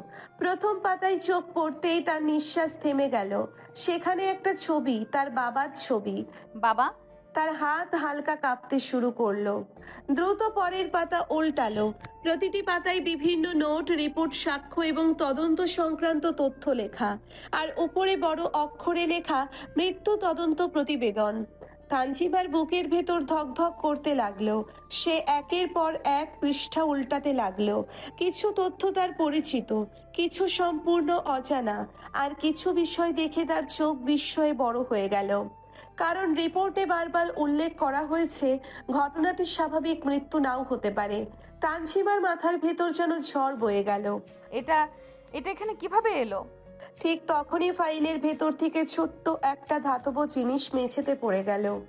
টিং! তানজিমা চমকে নিচে তাকালো। একটা ব্যাজ, রূপালী রঙের। সে ধীরে ধীরে সেটা তুলে নিল। ব্যাজের উপর খোদাই করা সিআইডি। তানজিমার চোখ বিস্ময়ে স্থির হয়ে গেল। তার দৃষ্টি ধীরে ধীরে নিচের নামের দিকে তাকালো। সেখানে স্পষ্ট লেখা এসিপি নীলাদ্রি আহমেদ। এক মুহূর্তের জন্যে যেন পুরো পৃথিবী থেমে গেল। তানজিমা নিঃশব্দে দাঁড়িয়ে রইল। তার কানে নিজের হৃদস্পন্দনের শব্দ ছাড়া আর কিছুই পৌঁছাচ্ছিল না। এসিপি নীলাদ্রি আহমেদ? তার মনে পড়ল নীলাদ্রি কখনো নিজের অতীত সম্পর্কে বিস্তারিত কিছু বলেনি। কখনো বলেনি সে আগে কি করত, কখনো বলেনি কেন মাঝে মাঝে গভীর রাতে কারোর সঙ্গে গোপনে ফোনে কথা বলতো। তানজিমা আবার ফাইলের দিকে তাকালো। শেষ পাতায় একটি হাতে লেখা নোট। লেখাটা নীলাদ্রির। আমি প্রতিশ্রুতি দিয়েছিলাম সত্য বের করব, যত সময়ই লাগুক না কেন। তানজিমার হাত কেঁপে উঠল। তার মাথায় একটার পর একটা প্রশ্ন ঘুরপাক খেতে লাগলো। নীলাদ্রি কি শুরু থেকেই তার বাবার মৃত্যুর তদন্ত করছিল? তাহলে কি তাদের বিয়েটাও কোনো তদন্তের অংশ ছিল, নাকি এর পেছনে আরো বড় কোনো সত্য লুকিয়ে আছে? ঠিক তখনই করিডোর থেকে পায়ের শব্দ ভেসে এলো। ধীরে ধীরে শব্দটা ঘরের দরজার সামনে এসে থামলো। তানজিমা দ্রুত মাথা তুলে তাকালো। দরজার কাছে দাঁড়িয়ে আছে নীলাদ্রি, আর তার চোখ সরাসরি তানজিমার হাতে ধরা সেই ফাইল আর সিআইডি ব্যাজের উপর স্থির। কয়েক সেকেন্ড কেউ কোনো কথা বলল না। তারপর নীলাদ্রি গভীর নিঃশ্বাস ফেলে ধীরে বলল, তাহলে শেষ পর্যন্ত তুমি জেনে গেলে? তানজিমার চোখে বিস্ময়, সন্দেহ আর অজস্র প্রশ্ন। তুমি আসলে কে নীলাদ্রি? নীলাদ্রি কিছুক্ষণ চুপ করে রইল, তারপর ধীরে দরজাটা বন্ধ করে দিল। যে উত্তরটা তুমি এতদিন ধরে খুঁজছিলে, আজ হয়তো সেটা বলার সময় এসে গেছে। আর ঠিক সেই মুহূর্তে ঘরের নীরবতা যেন আরো ভারী হয়ে উঠল। ঘরের বাতাস যেন হঠাৎ ভারী হয়ে উঠেছে। তানজিমার হাতে ধরা সিআইডি ব্যাজ আর ফাইলের দিকে তাকিয়ে নীলাদ্রি কয়েক মুহূর্ত নীরব দাঁড়িয়ে রইল। আমি আবার জিজ্ঞাসা করছি, তুমি আসলে কে? নীলাদ্রি ধীরে ধীরে সামনে এগিয়ে এলো। তার মুখে সেই চেনা হাসি নেই। আমি সিআইডি অফিসার। কি? আর তোমার বাবার মৃত্যুর তদন্তের প্রধান তদন্ত কর্মকর্তা আমি। তানজিমার মাথার ভেতর যেন বিস্ফোরণ ঘটল। তাহলে আমাদের বিয়ে? এটার ব্যাপারে পরে কথা বলি। তানজিমা চুপ থাকে। নীলাদ্রি ধীরে ধীরে ফাইলটা হাতে নিল। তোমার বাবা শুধু একজন কর্পোরেট সিইও ছিলেন না তানজিমা। মানে? তার আরেকটা পরিচয় ছিল, এমন একটা পরিচয় যা দেশের খুব কম মানুষ জানত। তানজিমার নিঃশ্বাস আটকে গেল। তিনি সরকারের একটি বিশেষ অর্থনৈতিক গোয়েন্দা টাস্ক ফোর্সের গোপন উপদেষ্টা ছিলেন। কি বলছো তুমি? দেশের বড় বড় কর্পোরেট জালিয়াতি, অবৈধ অর্থ পাচার আর আন্তর্জাতিক অর্থনৈতিক অপরাধের তথ্য সংগ্রহে তিনি সাহায্য করতেন। তানজিমা অবিশ্বাসের চোখে তাকিয়ে রইল। বাবা কখনো আমাকে এইসব বলেনি। কারণ তিনি তোমাকে নিরাপদ রাখতে চেয়েছিলেন। নীলাদ্রি ফাইলের একটা ছবি বের করলো। ছবিতে কয়েকজন প্রভাবশালী ব্যবসায়ী একটি বৈঠকে বসে আছে। তোমার বাবা একটা বিশাল চক্রের সন্ধান পেয়েছিলেন। কোন চক্র? একটি আন্তর্জাতিক সিন্ডিকেট যারা বৈধ ব্যবসার আড়ালে কোটি কোটি টাকা বিদেশে পাচার করত। তানজিমার চোখ বড় হয়ে গেল। তিনি প্রমাণ সংগ্রহ করেছিলেন। তাহলে? সেই প্রমাণ প্রকাশ হওয়ার আগেই তাকে হত্যা করা হয়। ঘরের নীরবতা আরো গভীর হয়ে গেল। 100%। নীলাদ্রি ফাইল থেকে একটি কাগজ বের করলো।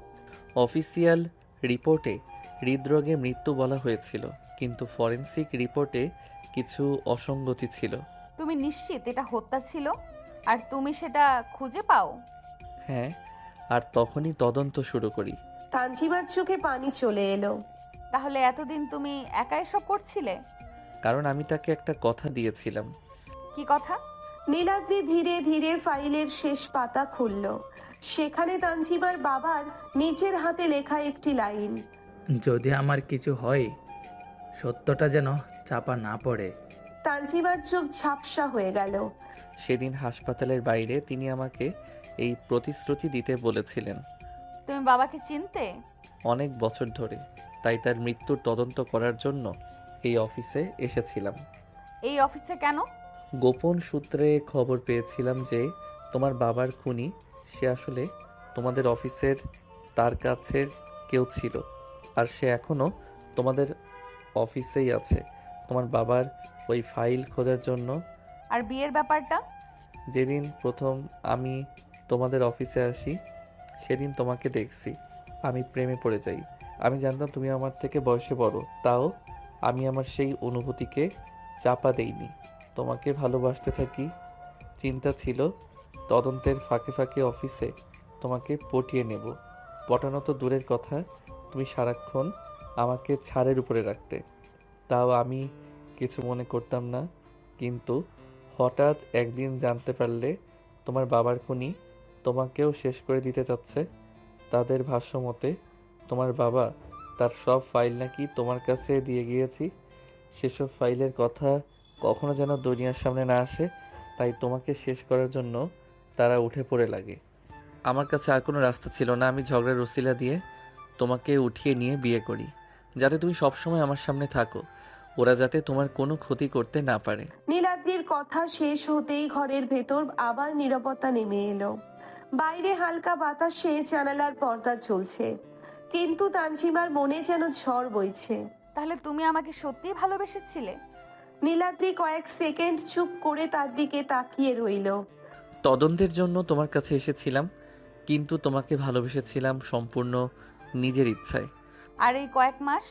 প্রতিটা মুহূর্ত সত্যি ছিল, তবে তোমাকে ইচ্ছে করে জ্বালাতাম, কারণ তোমার রেগে যাওয়া মুখটা আমার কাছে অনেক ভালো লাগতো। তানজিমার চোখে জল চিকচিক করে উঠল। সে রাগ করতে চায়, কিন্তু তার মনে পড়ছে নীলাদ্রির প্রতিটি ছোট ছোট যত্ন, প্রতিটি পাশে দাঁড়ানো মুহূর্ত। তুমি আমাকে বিশ্বাস করনি, করেছি। তাহলে সত্যিটা লুকিয়েছিলে কেন? কারণ যত কম মানুষ জানবে তুমি তত নিরাপদ থাকবে। তদন্ত কতটুকু সম্পূর্ণ হয়েছে? শেষ, প্রায় খুব তাড়াতাড়ি তোমার বাবার খুনিরা স্বস্তি পাবে। নীলাদ্রির শেষ কথাটা ঘরের ভেতর কয়েক সেকেন্ড ধরে প্রতিধ্বনির মতো ভাসতে লাগলো। তদন্ত শেষের পথে, খুব তাড়াতাড়ি তোমার বাবার খুনিরা শাস্তি পাবে। তানজিমা চুপচাপ তার দিকে তাকিয়ে রইল, চোখে জল জমে আছে। এতদিনের রাগ, অভিমান, সন্দেহ, কষ্ট সবকিছু যেন একসাথে এসে বুকের ভেতর ধাক্কা মারছে। সে মনে করার চেষ্টা করলো গত 6 মাসের প্রতিটি মুহূর্ত। যখন সে অসুস্থ ছিল, নীলাদ্রি সারা রাত জেগেছিল। যখন অফিসের চাপ বেড়ে যেত, নীলাদ্রি নীরবে পাশে দাঁড়াতো। যখন সে সবার ওপর রেগে যেত, তখনও ছেলেটা হাল ছাড়েনি। আর আজ সে জানলো এই পুরো সময়টা নীলাদ্রি শুধু একজন স্বামী হিসেবেই নয়, একজন রক্ষক হিসাবেও তার পাশে ছিল। হঠাৎ তানজিমা ধীরে ধীরে সামনে এগিয়ে এলো। নীলাদ্রি কিছু বুঝে ওঠার আগেই সে দুহাত বাড়িয়ে নীলাদ্রিকে শক্ত করে জড়িয়ে ধরল। নীলাদ্রি পুরোপুরি স্থির হয়ে গেল। তার চোখ বড় বড় হয়ে গেছে, মুখ হা হয়ে আছে। মনে হচ্ছে যেন তার সিস্টেম কয়েক সেকেন্ডের জন্য বন্ধ হয়ে গেছে। বোকা মানুষ একটা। তার কণ্ঠ কেঁপে উঠল। সবকিছু একা একা সহ্য করছো কেন? নীলাদ্রি এখনো নড়ছে না, কারণ তার মস্তিষ্ক এই মুহূর্তটা প্রসেস করার চেষ্টা করছে। তানজিমা আমাকে জড়িয়ে ধরেছে নিজের ইচ্ছেই, স্বপ্ন না তো। সাহস করে সে নিজের হাতে হালকা চিমটি কাটলো। আউচ। কি হলো? চেক করছিলাম আমি বেঁচে আছি নাকি মারা গেছি। কি? কারণ আমার স্ত্রী আমাকে জড়িয়ে ধরেছে, এটা বাস্তব হতে পারে বলে মনে হচ্ছে না। তানজিমা চোখ মুছে তার কাঁধে হালকা একটা ঘুষি মারলো। চুপ করো নীল। না, সিরিয়াসলি আজকের তারিখটা লিখে রাখতে হবে। নীলাদ্রি, বিয়ের 6 মাস পরে স্ত্রী প্রথমবার স্বামীকে জড়িয়ে ধরল। এটা জাতীয় দিবস হিসেবে ঘোষণা করা উচিত। তানজিমা হেসে ফেলল, আর সেই হাসিটা দেখে নীলাদ্রির বুকটা হঠাৎ উষ্ণ হয়ে উঠল। এতদিন পরে সে বুঝলো এই হাসির জন্য সে সত্যিই সবকিছু করতে পারে। কয়েক মুহূর্ত পর নীলাদ্রিও ধীরে ধীরে তানজিমাকে নিজের বাহুর মধ্যে নিয়ে নিল, খুব সাবধানে, খুব যত্ন করে, যেন সে কোনো মূল্যবান জিনিস ধরে আছে। তুমি রাগ করনি? করেছি, অনেক। অনেক। তাহলে জড়িয়ে ধরলে কেন? তানজিমা কিছুক্ষণ চুপ করে রইল, তারপর ধীরে বলল, কারণ রাগের থেকেও বড় একটা জিনিস আছে, কি? ভরসা। নীলাদ্রির চোখ ভিজে উঠল, সে দ্রুত মুখ অন্যদিকে ঘুরিয়ে নিল। তুমি কাঁদছো? না, মিথ্যা। আমার চোখে ধুলো গেছে। তানজিমা এবার সত্যিই হেসে ফেলল। নীলাদ্রি তানজিমার কপালে একটা ছোট চুমু খায়। নীলাদ্রির ছোট চুমুতে তানজিমার সারা শরীরে যেন শিহরণ জেগে ওঠে। নীলাদ্রির মনেও শান্তি অনুভব হয়, বিয়ের এতদিন পর স্ত্রীকে ছোট্ট একটা ভালোবাসার ছোঁয়া দিতে পেরে। আরো কিছু সময় হলো একে অপরকে জড়িয়ে ধরে রেখেই। তারপর নীলাদ্রি তানজিমাকে নিজের থেকে ছাড়িয়ে নিতে চাইলে তানজিমা তাকে আরো শক্ত করে জড়িয়ে ধরে রাখে।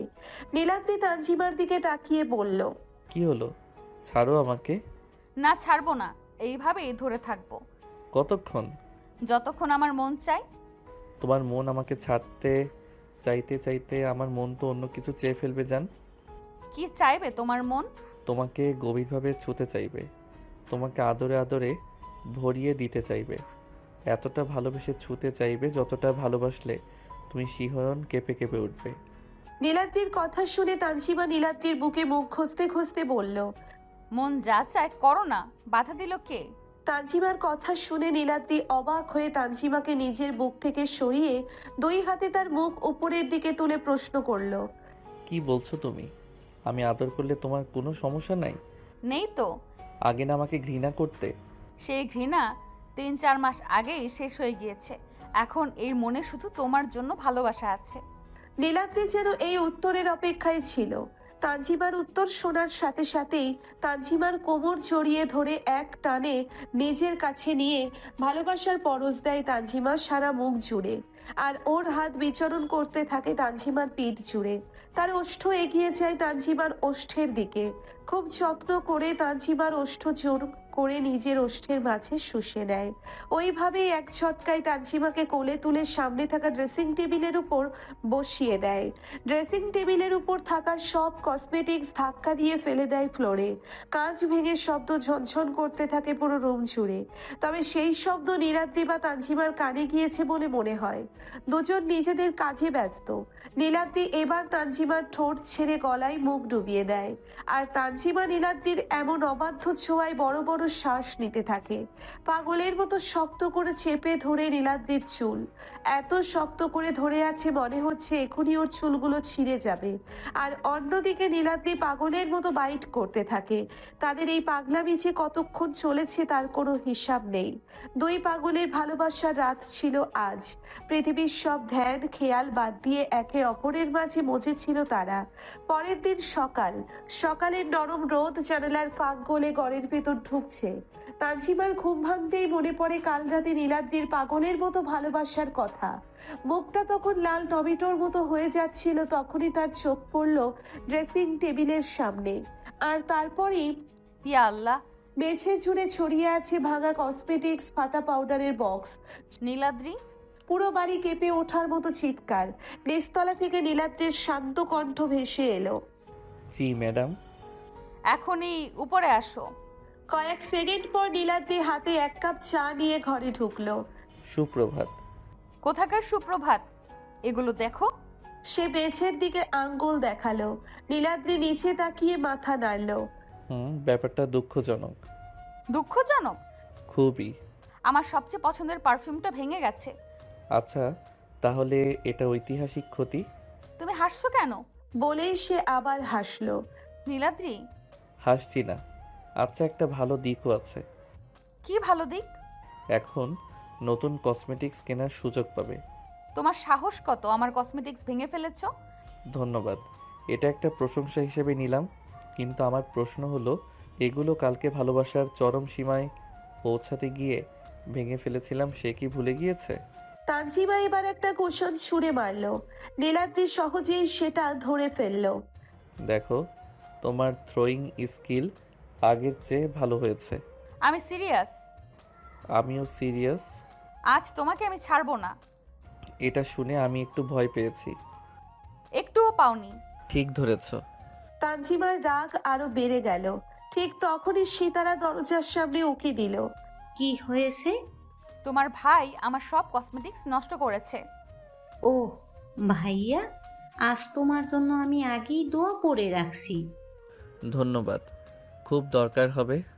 সিতারা দ্রুত সরে পড়ল, কারণ সে জানে ঝড়ের কেন্দ্রবিন্দুতে থাকা নিরাপদ নয়। কিছুক্ষণ পর তানজিমা চুপ করে দাঁড়িয়ে রইল, তার মুখ এখনো গম্ভীর। নীলাদ্রি এবার আর মজা করল না। সে ধীরে ধীরে মেঝেতে বসে সব ভাঙা জিনিস এক জায়গায় জড়ো করতে লাগলো। কি করছো? ক্ষয়ক্ষতির তালিকা বানাচ্ছি। কেন? কারণ যার জিনিস নষ্ট হয়েছে তার মন খারাপ হওয়াটা স্বাভাবিক। তানজিমার রাগ একটু কমলো, কিন্তু সে মুখে কিছু বলল না। নীলাদ্রি উঠে দাঁড়ালো। চলো। কোথায়? সারপ্রাইজ। আমি কোথাও যাব না। ঠিক আছে। সে পকেট থেকে একটা ছোট খাম বের করে তানজিমার হাতে দিল। তানজিমা অবাক হয়ে খাম খুলল। ভেতরে একটা কার্ড, সেখানে লেখা, আমার স্ত্রীর পছন্দের সব জিনিসের ক্ষতিপূরণ দেওয়ার দায়িত্ব আমার। আজ বিকেলে শপিংয়ে যাওয়া বাধ্যতামূলক। নিচে বড় করে লেখা, স্বাক্ষরিত অপরাধী নীলাদ্রি আহমেদ। তানজিমা অনেক চেষ্টা করেও হাসি চাপতে পারল না। রাগ কমেছে? একটু। আরও কমানোর ব্যবস্থা আছে। কি ব্যবস্থা? তোমার পছন্দের কফি, পছন্দের কেক আর বিকেলে শপিং। ঘুষ দিচ্ছ? না, শান্তি চুক্তির প্রস্তাব দিচ্ছি।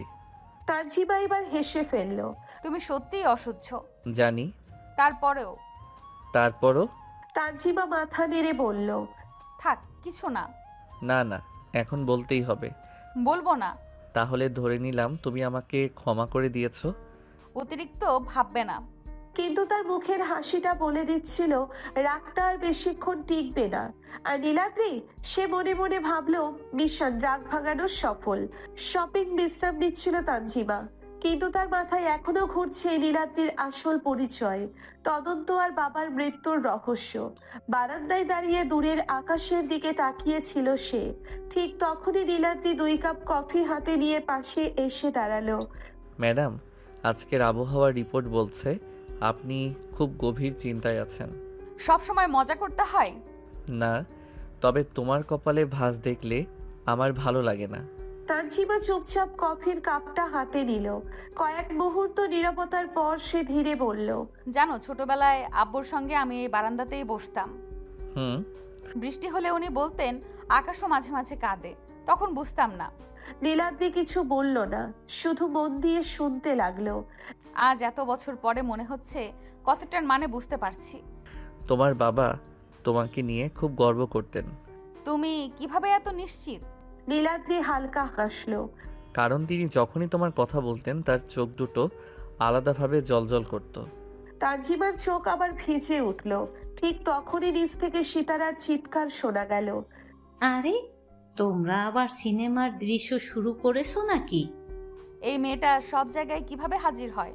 এটা আমার জন্মগত প্রতিভা। সিতারা দৌড়ে বারান্দায় উঠে এলো, তার হাতে একটা পুরনো অ্যালবাম। দেখো আমি কি পেয়েছি। আল্লাহ, ওটা না। সিতারা দ্রুত অ্যালবাম খুলে একটা ছবি বের করলো। ছবিতে দেখা যাচ্ছে ছোট্ট নীলাদ্রি স্কুলের অনুষ্ঠানে রাজা সেজেছে। মাথায় বিশাল মুকুট, মুখে অতিরিক্ত মেকআপ। এটা তুমি? ওটা ফটোশপ। 15 বছর আগে? খুব উন্নত প্রযুক্তি ছিল। তানজিমার হাসি থামছেই না। অনেকদিন পরে তাকে এত প্রাণ খুলে হাসতে দেখে নীলাদ্রিও অজান্তে হাসলো। 1.5 মাস পর তানজিমার সাথে বিভিন্ন কথা বলছিলে। বাড়িতে ওরা 2 জন ছাড়া আর কেউ নেই। একটা আত্মীয়ের বিয়ের অনুষ্ঠানে গিয়েছে তারা। নীলাদ্রি আর তানজিমারও যাওয়ার কথা ছিল, কিন্তু কাল রাত থেকে তানজিমা কিছুটা অসুস্থ। তানজিমার যাওয়া ক্যান্সেল হয়ে যায়। ওকে রেখে নীলাদ্রি যাবে না, তাই সেও তানজিমের সাথে থেকে যায়। হঠাৎ নীলাদ্রির ফোন বেজে উঠল। স্ক্রিনে ভেসে উঠল আননোন সিকিউর লাইন। নীলাদ্রির মুখ মুহূর্তেই কঠিন হয়ে গেল। কে? ফোন রিসিভ করতেই অপর প্রান্ত থেকে আতঙ্কিত কণ্ঠ ভেসে এলো। স্যার, তারা ফাইল খুঁজে পেয়েছে। ওরা জেনে গিয়েছে এটা এখন আপনার কাছে আছে। কি বলছো? আজ রাতেই তারা আঘাত করতে পারে আপনাদের বাড়িতে। আপনারা নিজেদেরকে সেভ করুন। আমরা খুব তাড়াতাড়ি আপনাদের কাছে পৌঁছানোর ব্যবস্থা করছি। কল কেটে গেল। ঠিক তখনই বাড়ির নিচতলা থেকে কাঁচ ভাঙার বিকট শব্দ শোনা গেল। ঝনঝন। তানজিনা চমকে উঠল। নীলাদ্রি মুহূর্তের মধ্যে সতর্ক হয়ে গেল। তানজিমা, আমার পেছনে থাকো। কি হয়েছে? যাদের কারণে তোমার বাবা মারা গেছেন, নীলাদ্রির চোখ ভয়ঙ্কর ঠান্ডা হয়ে উঠল। মনে হচ্ছে তারা আমাদের খুঁজে পেয়েছে। আর নিচতলা থেকে ধীরে ধীরে ভারী পায়ের শব্দ ভেসে আসতে লাগলো। নিচতলা থেকে ধীরে ধীরে ভারী পায়ের শব্দ ভেসে আসতে লাগলো। ঠক ঠক ঠক। পুরো বাড়িটা যেন অস্বাভাবিক নীরব হয়ে গেছে। শুধু সেই পায়ের শব্দ আর দেওয়ালে ঝুলে থাকা ঘড়ির টিক টিক শব্দ। নীলাদ্রি মুহূর্তের মধ্যে নিজের ফোন বের করে দ্রুত একটি নম্বরে কল করলো। Code red, location compromised. ওপাশ থেকে কিছু একটা বলতেই নীলাদ্রির মুখ আরো কঠিন হয়ে গেল। না, সময় নেই। কল কেটে দিয়ে সে তানজিমার দিকে তাকালো। তানজিমা, মন দিয়ে শোনো। আমি যা বলবো ঠিক তাই করবে। আমি তোমাকে একা রেখে কোথাও যাব না। এটা কোনো অনুরোধ না। তার কণ্ঠ এমন একটা দৃঢ়তা ছিল যে তানজিমা আর কিছু বলতে পারল না। ঠিক তখনই ধাম। নিচতলের প্রধান দরজা ভেঙে পড়ার শব্দ হলো। তানজিমা কেঁপে উঠল। সিঁড়ির নিচ থেকে কারো কণ্ঠ ভেসে এলো। ফাইলটা খুঁজে বের করো।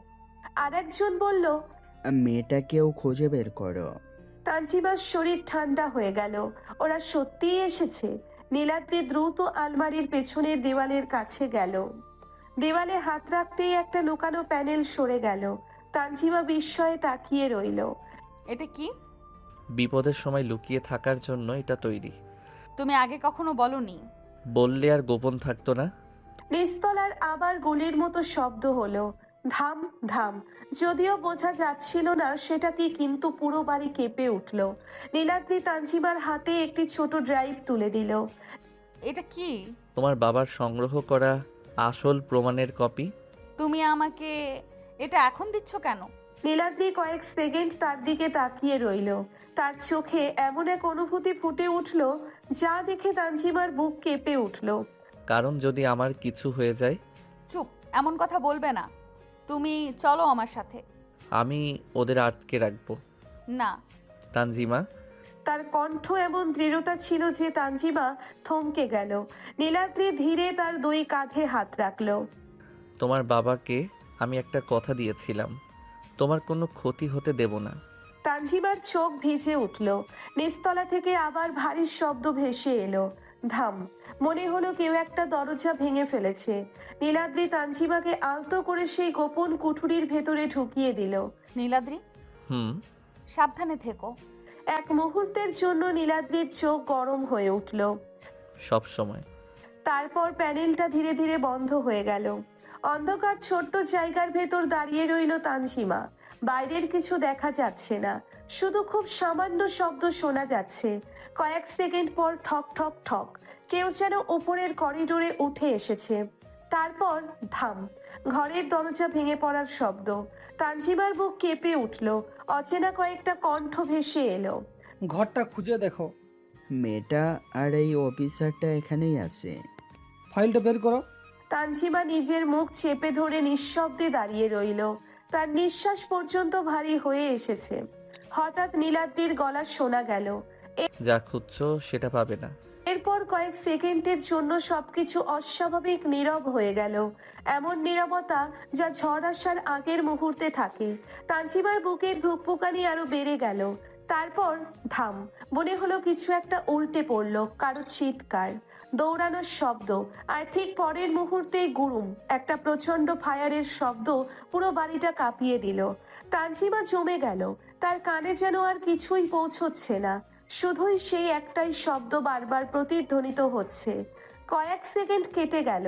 তারপর বাইরে থেকে একটা ভারী কিছু মেঝেতে পড়ে যাওয়ার শব্দ শোনা গেল। ধপ, তানজিমার শরীর ঠান্ডা হয়ে গেল। তার ঠোঁট কাঁপছে, চোখ বেয়ে নীরবে পানি গড়িয়ে পড়ছে। সে জানে না গুলিটা কে খেয়েছে, নীলাদ্রি নাকি অন্য কেউ। বাইরে আবার পায়ের শব্দ শুরু হলো ধীরে ধীরে, আর তারপর একটি অচেনা কণ্ঠ শোনা গেল। কাজ শেষ হয়েছে কিনা নিশ্চিত হও। তানজিমার চোখ আতঙ্কে বড় হয়ে গেল। সে অন্ধকারের ভেতর নিঃশ্বাস আটকে দাঁড়িয়ে রইল। আর ঠিক তখনই গোপন কুঠুরির দরজার ঠিক ওপাশে কারো পায়ের শব্দ এসে থামলো। ঠক ঠক ঠক। কেউ একজন যেন বুঝে গেছে তানজিমা কোথায় লুকিয়ে আছে। অন্ধকার গোপন কুঠুরির ভেতরে দাঁড়িয়ে কাঁদছিল তানজিমা। তার হাত দুটো কাঁপছে, চোখ থেকে টপ টপ করে পানি ঝরছে। না না, কিছু হবে না, নীলাদ্রি কিছু হতে পারে না। কিন্তু সেই গুলির শব্দ বারবার তার কানে বাজছে। বাইরে কি ঘটেছে সে জানে না, শুধু জানে নীলাদ্রি একা ছিল আর সন্ত্রাসীরা ছিল অনেকজন। হঠাৎ ঠক ঠক ঠক। গোপন কুঠুরির দরজার ঠিক বাইরে কারো উপস্থিতি টের পেল তানজিমা। তার বুকের ধুকপুকানি আরো বেড়ে গেল। ওরা ওরা আমাকে খুঁজে পেয়েছে। সে দেওয়ালের সঙ্গে নিজেকে চেপে ধরল, নিঃশ্বাস পর্যন্ত আটকে রাখার চেষ্টা করছে। তারপর ক্লিক, গোপন দরজার লক খোলার শব্দ হলো। তানজিমা চোখ বন্ধ করে ফেলল। আম্মু, আমাকে মাফ করে দিও। কয়েক সেকেন্ড কেটে গেল, কিন্তু কোনো আঘাত এলো না, কোনো গুলির শব্দও না, কোনো হুমকিও না। সাহস করে তানজিমা ধীরে ধীরে চোখ খুলল, আর তারপর সে স্থির হয়ে গেল। তার সামনে দাঁড়িয়ে আছে নীলাদ্রি, হাতে অস্ত্র, মুখে ধুলো বালিয়ার ক্লান্তির ছাপ। কিন্তু সে বেঁচে আছে, একদম ঠিকঠাক দাঁড়িয়ে আছে। নীলাদ্রি, তানজিমা এক ঝটকায় সামনে এগিয়ে এলো। তুমি ঠিক আছো? নীলাদ্রি হালকা হাসলো। আমি ঠিক আছি। তখনই তানজিমার চোখ গেল তার পেছনের দিকে। সেখানে আরো কয়েকজন সশস্ত্র কর্মকর্তা দাঁড়িয়ে আছে। তাদের পোশাকে সরকারি বাহিনীর পরিচয় চিহ্ন, আর ঘরের মেঝেতে পড়ে আছে হামলাকারীদের কয়েকজন সদস্য। বাকিদের ইতিমধ্যে আটক করা হয়েছে। একজন অফিসার সামনে এগিয়ে এলেন। স্যার, পুরো এলাকা সুরক্ষিত। কেউ পালাতে পেরেছে? দুজন চেষ্টা করেছিল, বাইরের টিম তাদেরও আটক করেছে। তানজিমা অবিশ্বাসের চোখে চারপাশে তাকালো। কয়েক মিনিট আগেও সে ভেবেছিল সব শেষ, আর এখন সবকিছু বদলে গেছে। কি হয়েছিল? আমার টিম সময় মতো পৌঁছে গেছে। নীলাদ্রির কণ্ঠ শান্ত, কিন্তু তার চোখ বলছে পরিস্থিতি কতটা ভয়ঙ্কর ছিল। ঠিক তখনই আরেকজন অফিসার দ্রুত ভেতরে ঢুকলো। Sir, report. স্যার, আমরা একজনকে জীবিত ধরেছি। কে? সিগারেটের মধ্যে শাড়ির একজন সমবয়সিকারী। নীলাদ্রির চোখে তীব্র ঝলক দেখা গেল। তাহলে খেলা শেষের দিকে। মানে? নীলাদ্রি ধীরে তার দিকে তাকালো। আজকের হামলাটা একটা ভুল ছিল। কেন? কারণ ওরা নিজেদের লুকিয়ে রাখতে পারেনি। নীলাদ্রি পকেট থেকে একটা ছোট ডিভাইস বের করলো। পুরো অপারেশন রেকর্ড হয়েছে। তানজিমা বিস্মিত করে তাকালো। আজকে যারা এখানে এসেছে তারা আমাদের সবচেয়ে বড় সূত্র দিয়ে গেছে। ঘরের পরিবেশ আবার ভারী হয়ে উঠল, কারণ সবাই জানে এটাই শেষ নয়। এর পেছনে এখনো আছে সেই অদৃশ্য ব্যক্তি, যে বছরের পর বছর ধরে ছায়ার আড়াল থেকে সবকিছু নিয়ন্ত্রণ করছে। আর সম্ভবত সেই মানুষটিই তানজিমার বাবার প্রকৃত হত্যাকারী।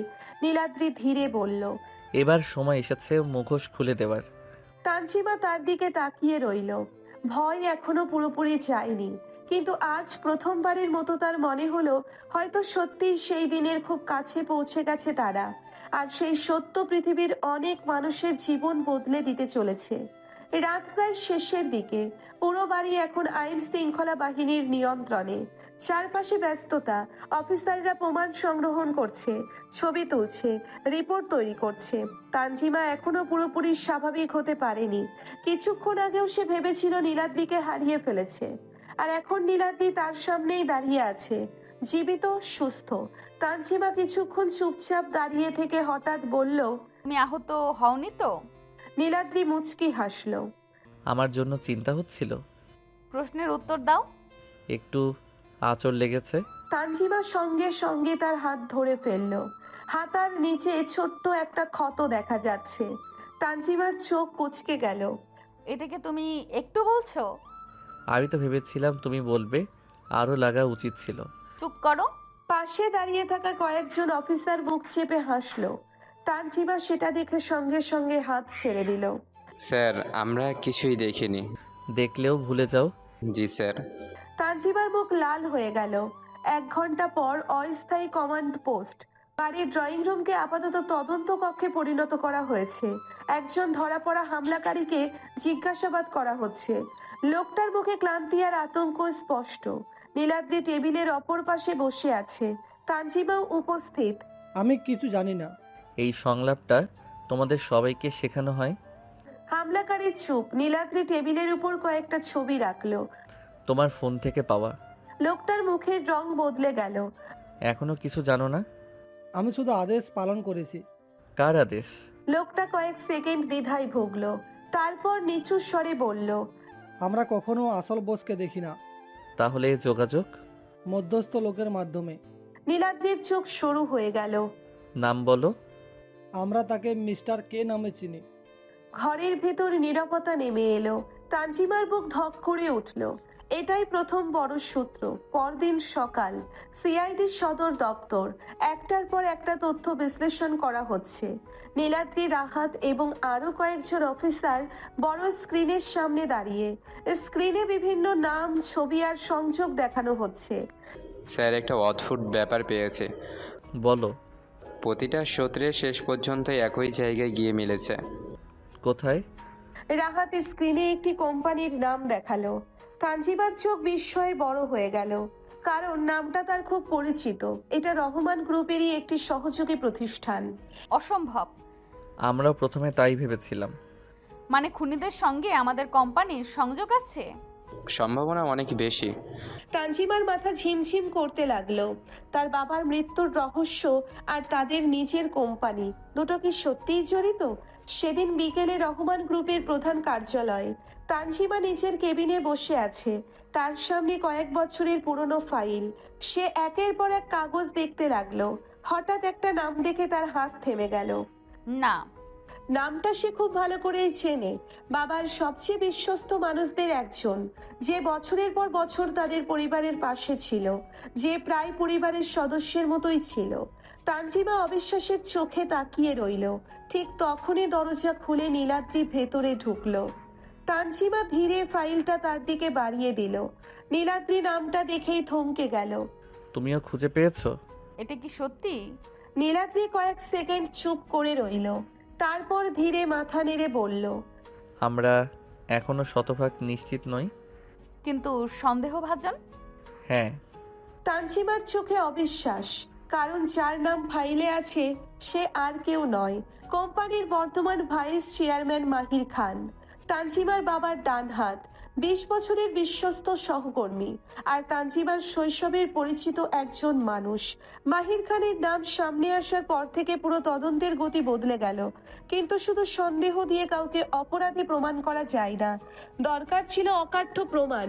সিআইডির সদর দপ্তর। বড় স্ক্রিনের সামনে দাঁড়িয়ে আছে নীলাদ্রি, তানজিমা এবং তদন্ত টিম।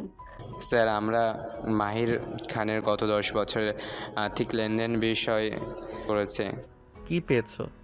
অনেকগুলো গোপন অ্যাকাউন্ট, আর সেগুলোর সঙ্গে সিকিউরিটি অর্থ লেনদেন সরাসরি সম্পর্ক আছে। স্ক্রিনে একের পর এক তথ্য ভেসে উঠল।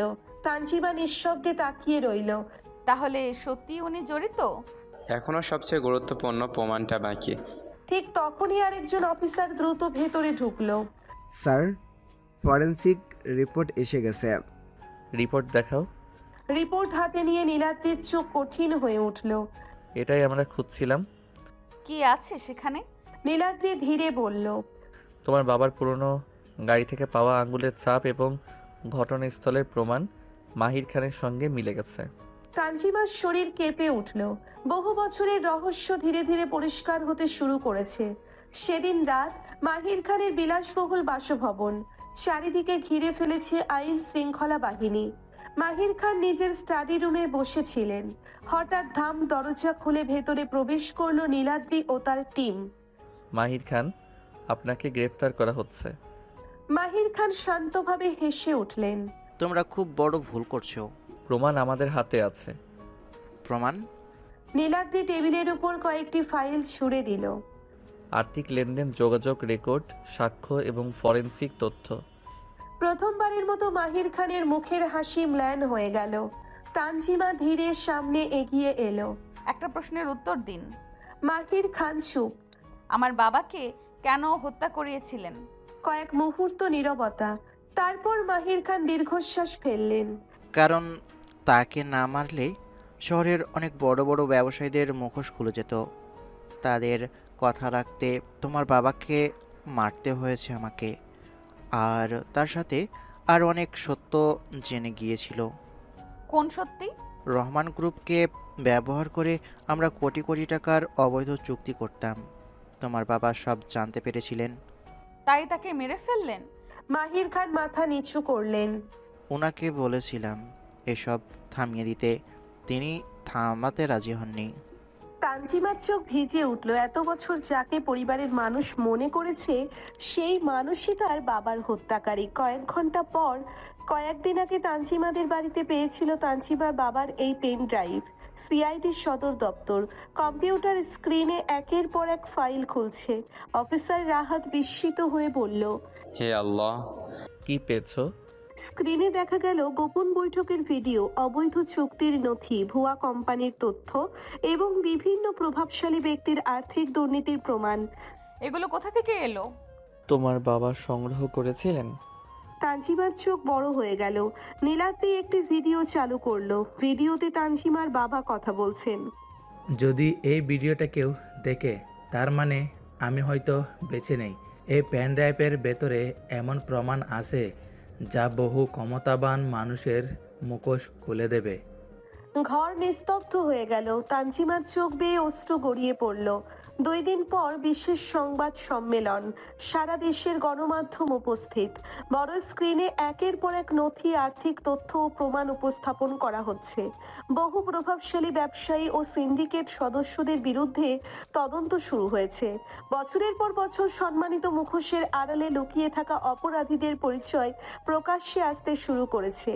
এর পিছনে মূল তথ্যদাতা কে ছিলেন? নীলাদ্রি কিছুক্ষণ নীরব রইল, তারপর বলল, তোমার বাবা সংগ্রহ করেছিলেন একজন মানুষ যিনি সত্যের জন্য নিজের জীবন পর্যন্ত দিতে দ্বিধা করেননি। তানজিমা দর্শক সারিতে বসেছিল, তার চোখে জল। কিন্তু সেই জলে আজ শুধু কষ্ট নেই, আছে গর্ব। কারণ বহু বছরের পর অবশেষে তার বাবার জন্য ন্যায় বিচারের পথ খুলে গেছে। আর বহু ক্ষমতাবান মানুষের মুখোশ খুলে সত্য আলোতে চলে এসেছে। সংবাদ সম্মেলন শেষ হয়েছে কয়েক ঘন্টা আগে। দেশের প্রায় সব সংবাদ মাধ্যমে এখন একটাই খবর, দুর্নীতির সাম্রাজ্য, গোপন সিন্ডিকেট আর বহু বছরের লুকানো অপরাধের তথ্য একে একে প্রকাশ্যে আসছে। কিন্তু সিআইডি সদর দপ্তরের একটি কনফারেন্স রুমে অদ্ভুত নীরবতা। নীলাদ্রি বড় স্ক্রিনের সামনে দাঁড়িয়ে আছে, তার চোখে চিন্তার ছাপ। সব শেষ হয়ে গেছে, তাই না? নীলাদ্রি তার দিকে তাকালো, তারপর ধীরে মাথা নাড়ল। না। মানে? মাহির খান খুনি, কিন্তু পুরো খেলার মাস্টার মাইন্ড না। ঘরের সবাই চুপ হয়ে গেল। আমারও একই সিদ্ধান্ত পৌঁছেছে। কিন্তু মাহির খান তো সব স্বীকার করেছে। সে শুধু নিজের অংশ স্বীকার করেছে। নীলাদ্রি স্ক্রিনে কয়েকটি নথি তুলে ধরল। দেখো, গত 15 বছরে সিন্ডিকেটের মাধ্যমে যে পরিমাণ অর্থ লেনদেন হয়েছে তার পরিমাণ 1000 কোটি টাকারও বেশি। আর মাহির খানের ব্যক্তিগত নেটওয়ার্ক এত বড় ছিল না। তাহলে? তার উপরেও কেউ ছিল। একই সময় শহরের এক অজ্ঞাত স্থানে অন্ধকার একটি কক্ষে বসে আছে একজন ব্যক্তি। তার মুখ দেখা যাচ্ছে না। সামনে বড় স্ক্রিনে সংবাদ সম্মেলনের সম্প্রচার চলছে। স্ক্রিনে নীলাদ্রির মুখ ভেসে উঠতেই লোকটির ঠোঁটে হালকা হাসি ফুটল। মাহির, তুমি শেষ পর্যন্ত ধরা পড়লে। সে ধীরে টেবিলের উপর রাখা একটি পুরনো ছবি হাতে নিল। ছবিতে কয়েকজন মানুষ দাঁড়িয়ে আছে। তাদের একজন তানজিমার বাবা, আর একজনের মুখ কালো মার্কার দিয়ে কেটে দেওয়া। তুমি সত্যের খুব কাছে চলে এসেছো, নীলাদ্রি। পরের দিন সকালে সিআইডি সদর দপ্তর। রাহাত দ্রুত দৌড়ে নীলাদ্রির কক্ষে ঢুকলো। স্যার। কি হয়েছে? মাহির খান কথা বলতে চাই। এখন? জি, সে বলেছে শুধু আপনার সাথেই কথা বলবে। কিছুক্ষণ পর উচ্চ নিরাপত্তা সম্পন্ন জিজ্ঞাসাবাদ কক্ষ। মাহির খান চুপচাপ বসে আছেন। নীলাদ্রি তার সামনে গিয়ে বসলো। কি বলতে চান? মাহির খান কয়েক সেকেন্ড নীরব থাকলেন, তারপর নিচু স্বরে বললেন, তোমরা ভুল মানুষকে খুঁজছো না, কিন্তু অসম্পূর্ণ মানুষকে খুঁজছো। স্পষ্ট করে বলুন। আমি কখনো নেতা ছিলাম না। নীলাদ্রির চোখ স্থির হয়ে গেল। তাহলে কে ছিল? মাহির খান চারিদিকে তাকালেন, যেন দেওয়াল শুনছে কিনা নিশ্চিত হতে চাইছেন। তারপর ফিসফিস করে বললেন, আমরা তাকে একটা নামেই চিনতাম, কি নাম? The architect. ঘরের বাতাস যেন হঠাৎ ভারী হয়ে উঠল। তার আসল পরিচয়? মাহির খান ধীরে মাথা নাড়লেন। কেউ জানে না। মিথ্যা বলছেন। না, আমি সত্যি বলছি। হঠাৎ দরজার বাইরে হইচই শুরু হলো। একজন অফিসার দ্রুত ভেতরে ঢুকে পড়ল। স্যার, জরুরি খবর। কি হয়েছে? সদ্য আটক করা সিন্ডিকেটের একজন সদস্যকে হাসপাতালে নেওয়া হয়েছে। তারপর? সে মারা গেছে। কিভাবে? প্রাথমিকভাবে হার্ট অ্যাটাক মনে হচ্ছিল, কিন্তু ফরেনসিক টিম বলছে তাকে বিষ প্রয়োগ করা হয়েছে। নীলাদ্রির মুখ কঠিন হয়ে গেল, কারণ এর মানে একটাই, সিন্ডিকেটের আসল নেতা এখনো সক্রিয় এবং সে নিজের সব প্রমাণ মুছে ফেলতে শুরু করেছে। সেদিন রাত নিজের বাসার বারান্দায় দাঁড়িয়েছিল তানজিমা। দূরে শহরের আলো ঝলমল করছে। হঠাৎ তার ফোনে একটা অজানা নম্বর থেকে মেসেজ এলো। তানজিমা কপাল কুঁচকে মেসেজটি খুলল, আর সঙ্গে সঙ্গে তার শরীর ঠান্ডা হয়ে গেল। স্ক্রিনে মাত্র একটি লাইন লেখা, তোমার বাবার মৃত্যুর আসল গল্প এখনো জানো না? মেসেজের নিচে একটি পুরনো ছবিও সংযুক্ত ছিল। ছবিটি দেখে তানজিমার হাত কেঁপে উঠল, কারণ সেখানে তার বাবা দাঁড়িয়ে আছেন, আর তার পাশে দাঁড়িয়ে থাকা মানুষটি এমন একজন যাকে দেখে তানজিমা ফিসফিস করে বলল, অসম্ভব। ছবিটি হাত থেকে প্রায় পড়ে যাচ্ছিল, কারণ ছবির মানুষটিকে সে খুব ভালো করেই চেনে এবং সেই মানুষটি এখনো তার আশেপাশেই আছে। তানজিমার হাত কাঁপছে। ফোনের স্ক্রিনে ভেসে থাকা ছবিটার দিকে সে অবিশ্বাসের চোখে তাকিয়ে আছে। ছবিতে তার বাবা আর তার পাশে দাঁড়িয়ে থাকা মানুষটি। না, এটা হতে পারে না। ঠিক তখনই নীলাদ্রির ফোন বেজে উঠল। হ্যালো? নীলাদ্রি, তোমাকে এক্ষুনি আমার বাসায় আসতে হবে। 30 মিনিট পর তানজিমার বাসা। নীলাদ্রি, রাহাত এবং আরো কয়েকজন অফিসার ছবিটি গভীরভাবে পর্যবেক্ষণ করছে। ছবিটা অন্তত 15 বছরের পুরনো। জুম করো। স্ক্রিনে ছবিটি বড় করা হলো। হঠাৎ নীলাদ্রির চোখ স্থির হয়ে গেল। 1 মিনিট। কি হয়েছে? এই লোকটাকে আমি চিনি। ঘরের সবাই অবাক হয়ে তার দিকে তাকালো। কে উনি? নীলাদ্রি ধীরে বলল, সাবেক শিল্পপতি এবং সমাজসেবক আরিফ চৌধুরী। আরিফ চৌধুরী দেশের অন্যতম সম্মানিত ব্যক্তিদের একজন, বহু দাতব্য প্রতিষ্ঠানের প্রতিষ্ঠাতা, গণমাধ্যমে যার পরিচয় একজন সৎ ও সফল ব্যবসায়ী হিসেবে। পরের দিন সিআইডি সদর দপ্তর। আরিফ চৌধুরীর সমস্ত পুরনো তথ্য খতিয়ে দেখা হচ্ছে। ঘন্টার পর ঘন্টা তদন্তের পর নতুন তথ্য সামনে এলো। স্যার, বলো। আমরা আরিফ চৌধুরীর নামে কিছু পাইনি, তাহলে? কিন্তু তার ছদ্মনামে পাওয়া গেছে। স্ক্রিনে কয়েকটি গোপন নথি ভেসে উঠল। বিদেশি ব্যাংক অ্যাকাউন্ট, অফশোর কোম্পানি এবং সিক্রেট অর্থ লেনদেন মূলত নিয়ন্ত্রণ তার হাতেই ছিল। অবশেষে সেদিন রাত শহরের উপকণ্ঠে আরিফ চৌধুরীর ব্যক্তিগত রিসোর্ট। চারিদিক ঘিরে ফেলেছে সিআইডি ও বিশেষ বাহিনী। অপারেশন শুরু হয়েছে। নীলাদ্রি ওয়্যারলেসে বলল, সব ইউনিট প্রস্তুত? সবার উত্তর একসাথে ভেসে এলো, প্রস্তুত স্যার। মুভ। কয়েক মিনিটের মধ্যেই বাহিনী ভবনের ভেতরে প্রবেশ করলো, কিন্তু মূল কক্ষ খালি। স্যার, সে পালিয়েছে। ঠিক তখনই ছাদের দিক থেকে হেলিকপ্টারের শব্দ ভেসে এলো।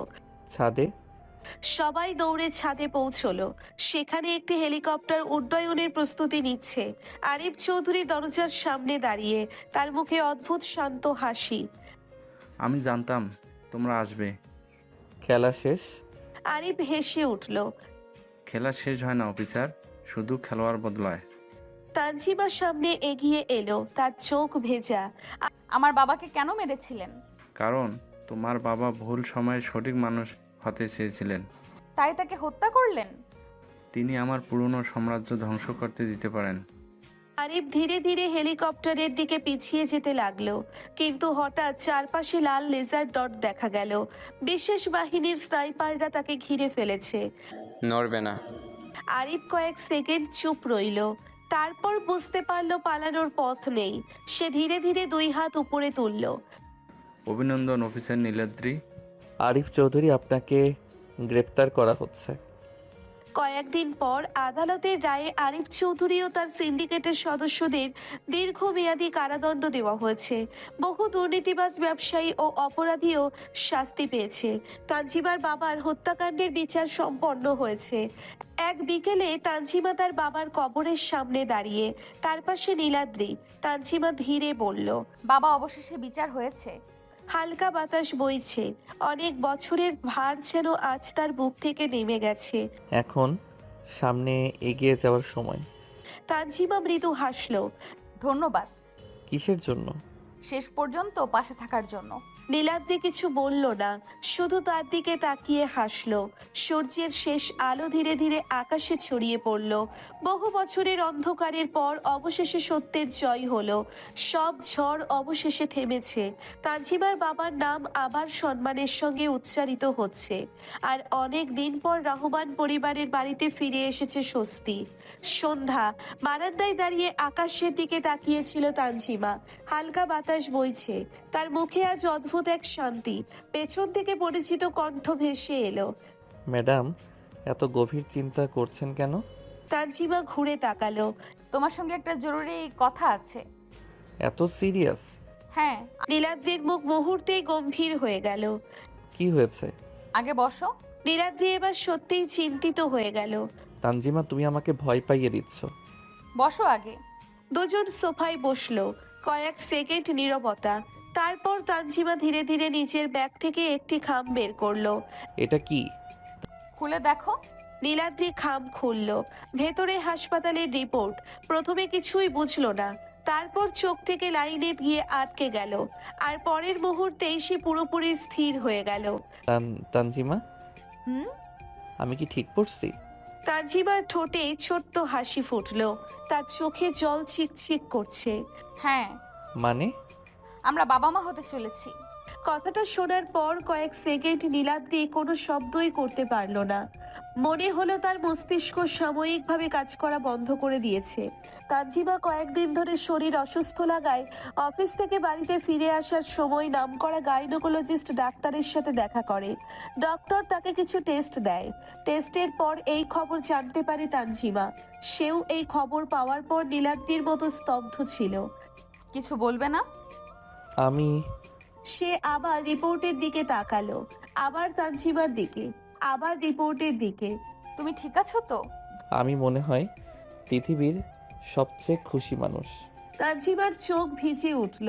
নীলাদ্রি ধীরে ধীরে তার হাত নিজের হাতে নিয়ে বলল, ধন্যবাদ। ধন্যবাদ কেন? আমাকে এত বড় একটা সুখ দেওয়ার জন্য। তানজিমা হাসতে হাসতে চোখ মুছল। ঠিক তখনই নিচতলা থেকে সিতারার চিৎকার ভেসে এলো। আমি কসম করে বলছি, আবার কোন রোমান্টিক মিটিং হচ্ছে? নীলাদ্রি মাথা নাড়ল। ওর টাইমিং কখনো বদলাবে না। অসম্ভব। কিছুক্ষণ পর পুরো পরিবার ড্রয়িং রুমে জড়ো হলো। তানজিমা একটু লজ্জা পাচ্ছিল, কিন্তু নীলাদ্রি একেবারে শান্ত থাকতে পারল না। আমার একটা ঘোষণা আছে। আবার কি হয়েছে? এবার আমি কিছু করিনি। তাহলে নিশ্চয়ই বড় খবর। নীলাদ্রি তানজিমার দিকে তাকালো। তানজিমা ছোট্ট করে মাথা নাড়ল। তারপর নীলাদ্রি হাসলো। আমাদের পরিবারের নতুন একজন সদস্য আসছে। কয়েক সেকেন্ড নীরবতা। তারপর, কি? আলহামদুলিল্লাহ। সত্যি?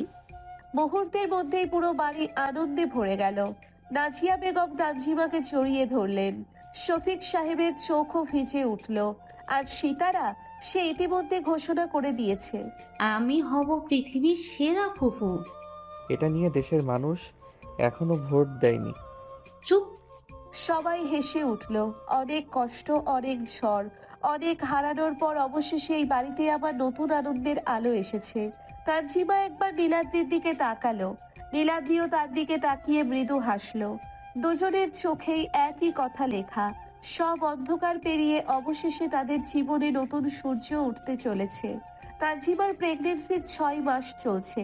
এখন পুরো বাড়ির অবস্থা এমন যে তানজিমা হাঁচি দিলেও সবাই মিটিং ডেকে বসে। সকালের নাস্তা খাওয়ার সময়। বোমা, আর একটা ডিম খাও। আম্মু, আমি 3টা খেয়েছি। তাহলে একটা ফল খাও। না হলে জুস খাও। না হলে বিশ্রাম নাও। তোমরা সবাই কি আমাকে মানুষ মনে করো নাকি কোনো জাতীয় সম্পদ? জাতীয় সম্পদ। একদম ঠিক কথা। তানজিমা বিরক্ত মুখে বসে রইল। ঠিক তখনই ডোরবেল বেজে উঠল। টিং টং। দরজা খুলতেই ভেতরে ঢুকলো তানভীর, তানজিমার ছোট ভাই। কিন্তু আজকাল ছেলেটার আচরণ অস্বাভাবিক। বারবার মোবাইল দেখছে, আবার লুকিয়ে হাসছে, আবার মেসেজ করছে। ব্যাপার কি? কোন ব্যাপার? তোমার মুখে এই হাসি কেন? আমার মুখে সবসময় হাসি থাকে। মিথ্যা। তানভীর কেঁপে উঠল। সীতারাও কেমন যেন অস্বাভাবিক শান্ত। এটা আরো সন্দেহজনক। হঠাৎ সীতারার ফোনে মেসেজ এলো। মেসেজ আসার কিছুক্ষণ পর তানভীরের ফোনেও নোটিফিকেশন। দুজন একসাথে ফোনের দিকে তাকালো। তারপর দুজনেই হালকা হাসলো। নীলাদ্রির চোখ কপালে উঠে গেল। 1 মিনিট। আমারও সন্দেহ হচ্ছে। 10 মিনিট পর সিআইডির অফিসার নীলাদ্রি আহমেদ তার জীবনের সবচেয়ে গুরুত্বপূর্ণ তদন্ত শুরু করলো। আর ফলাফল বের হতে বেশি সময় লাগলো না। কি? পুরো বাড়ি কেঁপে উঠল। আল্লাহ, ধরা পড়েছি। সত্যি? হুম। নীলাদ্রি কয়েক সেকেন্ড স্থির হয়ে দাঁড়িয়ে রইল। তারপর ধীরে ধীরে পাশে রাখা একটি ঝাড়ুর লাঠি হাতে তুলে নিল। দুলাভাই শান্ত হন। শান্ত? জি। শালা বাবু, যখন আমি তোমার বোনকে বিয়ে করেছিলাম তখন তুমি আমাকে এমনভাবে দেখছিলে যেন আমি দেশের সবচেয়ে বড় অপরাধী। সেটা পরিস্থিতি ছিল। আর এখন? এখনও পরিস্থিতি। আমার বোনের সাথে কয়েক মাস ধরে প্রেম করছো। ভালোবাসা অপরাধ নয়। এই সংলাপ আমি আগে কোথাও শুনেছি।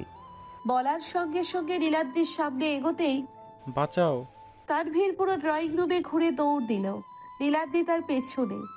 আজকে তোমার বিচার হবে। আপনি তো একই কাজ করেছিলেন। সেটা আলাদা ছিল। কিভাবে? কারণ তখন আমি ছিলাম নায়ক। এখন আমি নায়ক। অসম্ভব। পুরো বাড়ি হাসিতে ফেটে পড়ল।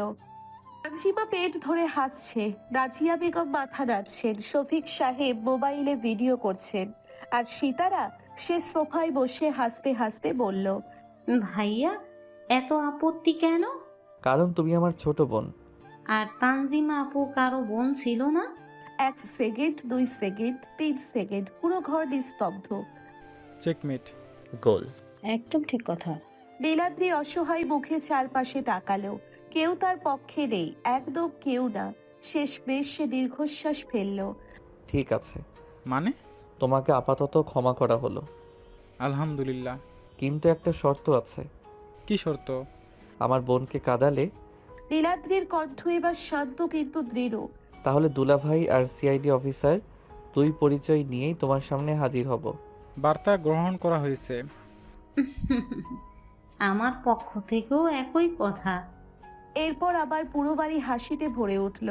আর মাঝখানে বসে তানজিমা মনে মনে ভাবল, এই পরিবারটা সত্যিই পাগল। কিন্তু এই পাগল পরিবারটাই আজ তার সবচেয়ে বড় সুখ। 7টা বছর কেটে গেছে। সময় অনেক কিছু বদলে দিয়েছে, কিন্তু এই বাড়ির একটা জিনিস একটুও বদলায়নি। হইচই। সকাল 8টা। রহমান পরিবারের ডাইনিং রুম। ডাইনিং টেবিলের উপর সাজানো নাস্তা, কিন্তু খাওয়ার চেয়ে বেশি চলছে আলোচনা, অভিযোগ আর দৌড়াদৌড়ি। 6 বছরের ছোট্ট আরহাম টেবিলের নিচে লুকিয়ে বসে আছে। আমি আজ স্কুলে যাব না। কেন? কারণ আজ ম্যাথ ক্লাস আছে। এটা কোনো কারণ হলো? আমার কাছে হয়েছে। নীলাদ্রি কপালে হাত দিল। ঠিক তখনই 3 বছরের ছোট্ট মেয়ে আয়রা নিজের গোলাপি ব্যাগ কাঁধে ঝুলিয়ে ভেতরে ঢুকলো। আমি স্কুলে যাব। মামুনি, তোমার তো স্কুলই নেই। তবুও যাব। দেখেছো, একজন স্কুল যেতে চায় না, আরেকজন স্কুল না থাকলেও যেতে চায়। আয়রা গর্বিত ভঙ্গিতে দাঁড়িয়ে রইল। আমি ভালো বাচ্চা। আমিও ভালো বাচ্চা। না। কেন? কারণ তুমি লুকিয়ে আছো। পুরো টেবিলে হাসির রোল পড়ে গেল। কিছুক্ষণ পর নীলাদ্রি অবশেষে টেবিলের নিচ থেকে নিজের ছেলেকে বের করে আনতে সক্ষম হয়েছে। আরহা মুখ ফুলিয়ে বসে আছে।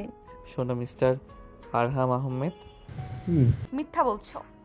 100% মিথ্যা।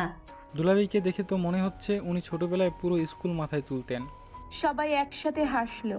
আমার সম্মান বলে কিছু আছে। ছিল। ঠিক তখনই আরহাম হঠাৎ প্রশ্ন করলো, বাবা, তুমি সত্যি খারাপ লোকদের ধরতে? ধরতাম না, এখনো ধরি। তাহলে তুমি সুপার হিরো। নীলাদ্রি গলা খাকারি দিল। অনেকটা তাই। একদম না। মা, তোমার বাবা সুপার হিরো না, তাহলে বাড়িতে তিনি সবচেয়ে বেশি বকা খাওয়া মানুষ। এইবার পুরো পরিবার হেসে উঠল। নীলাদ্রি নাটকীয় ভঙ্গিতে মাথা নিচু করলো। আমার নিজের ঘরেই আমার কোনো মূল্য নেই। বিকেলের দিকে বাড়ির বাগান আর আমার আয়রা খেলছে। একজন পুলিশ অফিসার আর একজন ডাকাত সেজেছে। অবশ্য সে কোন চরিত্রে থাকবে সেটা নিয়ে 5 মিনিট আগে বড় ঝগড়া হয়েছে। আমি পুলিশ। আমিও পুলিশ। তাহলে ডাকাত কে হবে?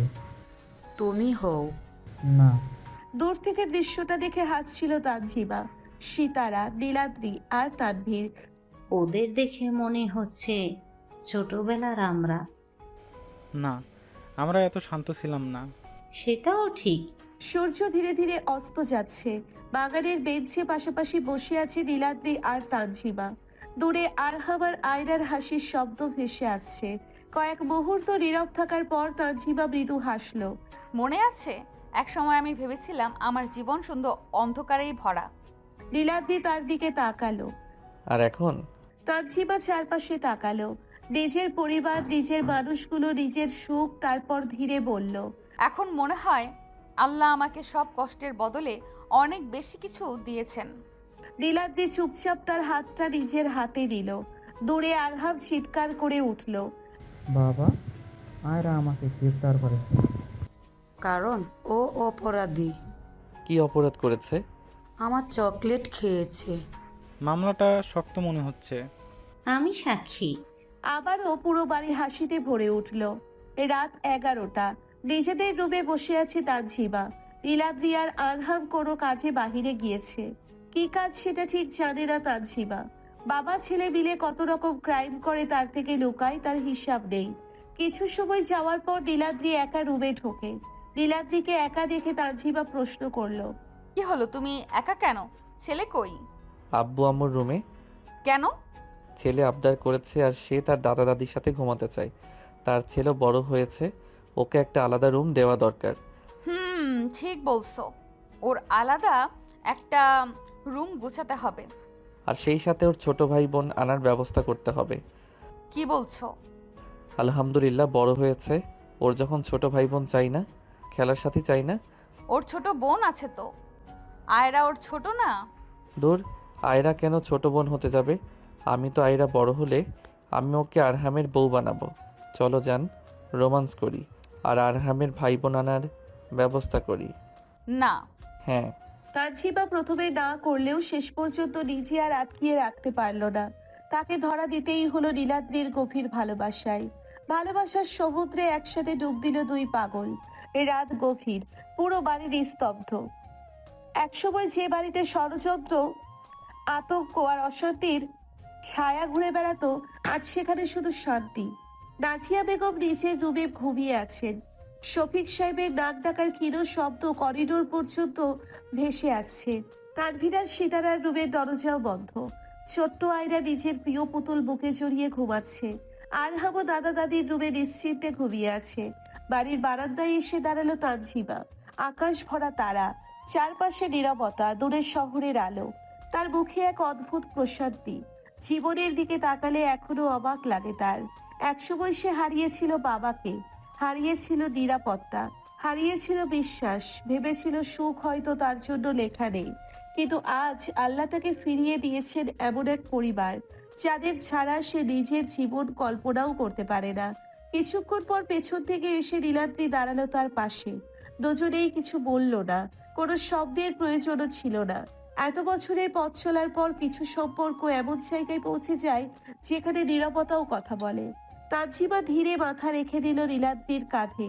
সামনে তাদের বাড়ি, ভেতরে তাদের মানুষগুলো, তাদের হাসি, তাদের স্মৃতি, তাদের ভালোবাসা। সময় বদলাবে, আরহাম বড় হবে, আয়রা বড় হবে, নতুন স্বপ্ন আসবে, নতুন গল্প শুরু হবে। কিন্তু এইবারের সবচেয়ে বড় শক্তি কখনো বদলাবে না, একসাথে থাকার শক্তি।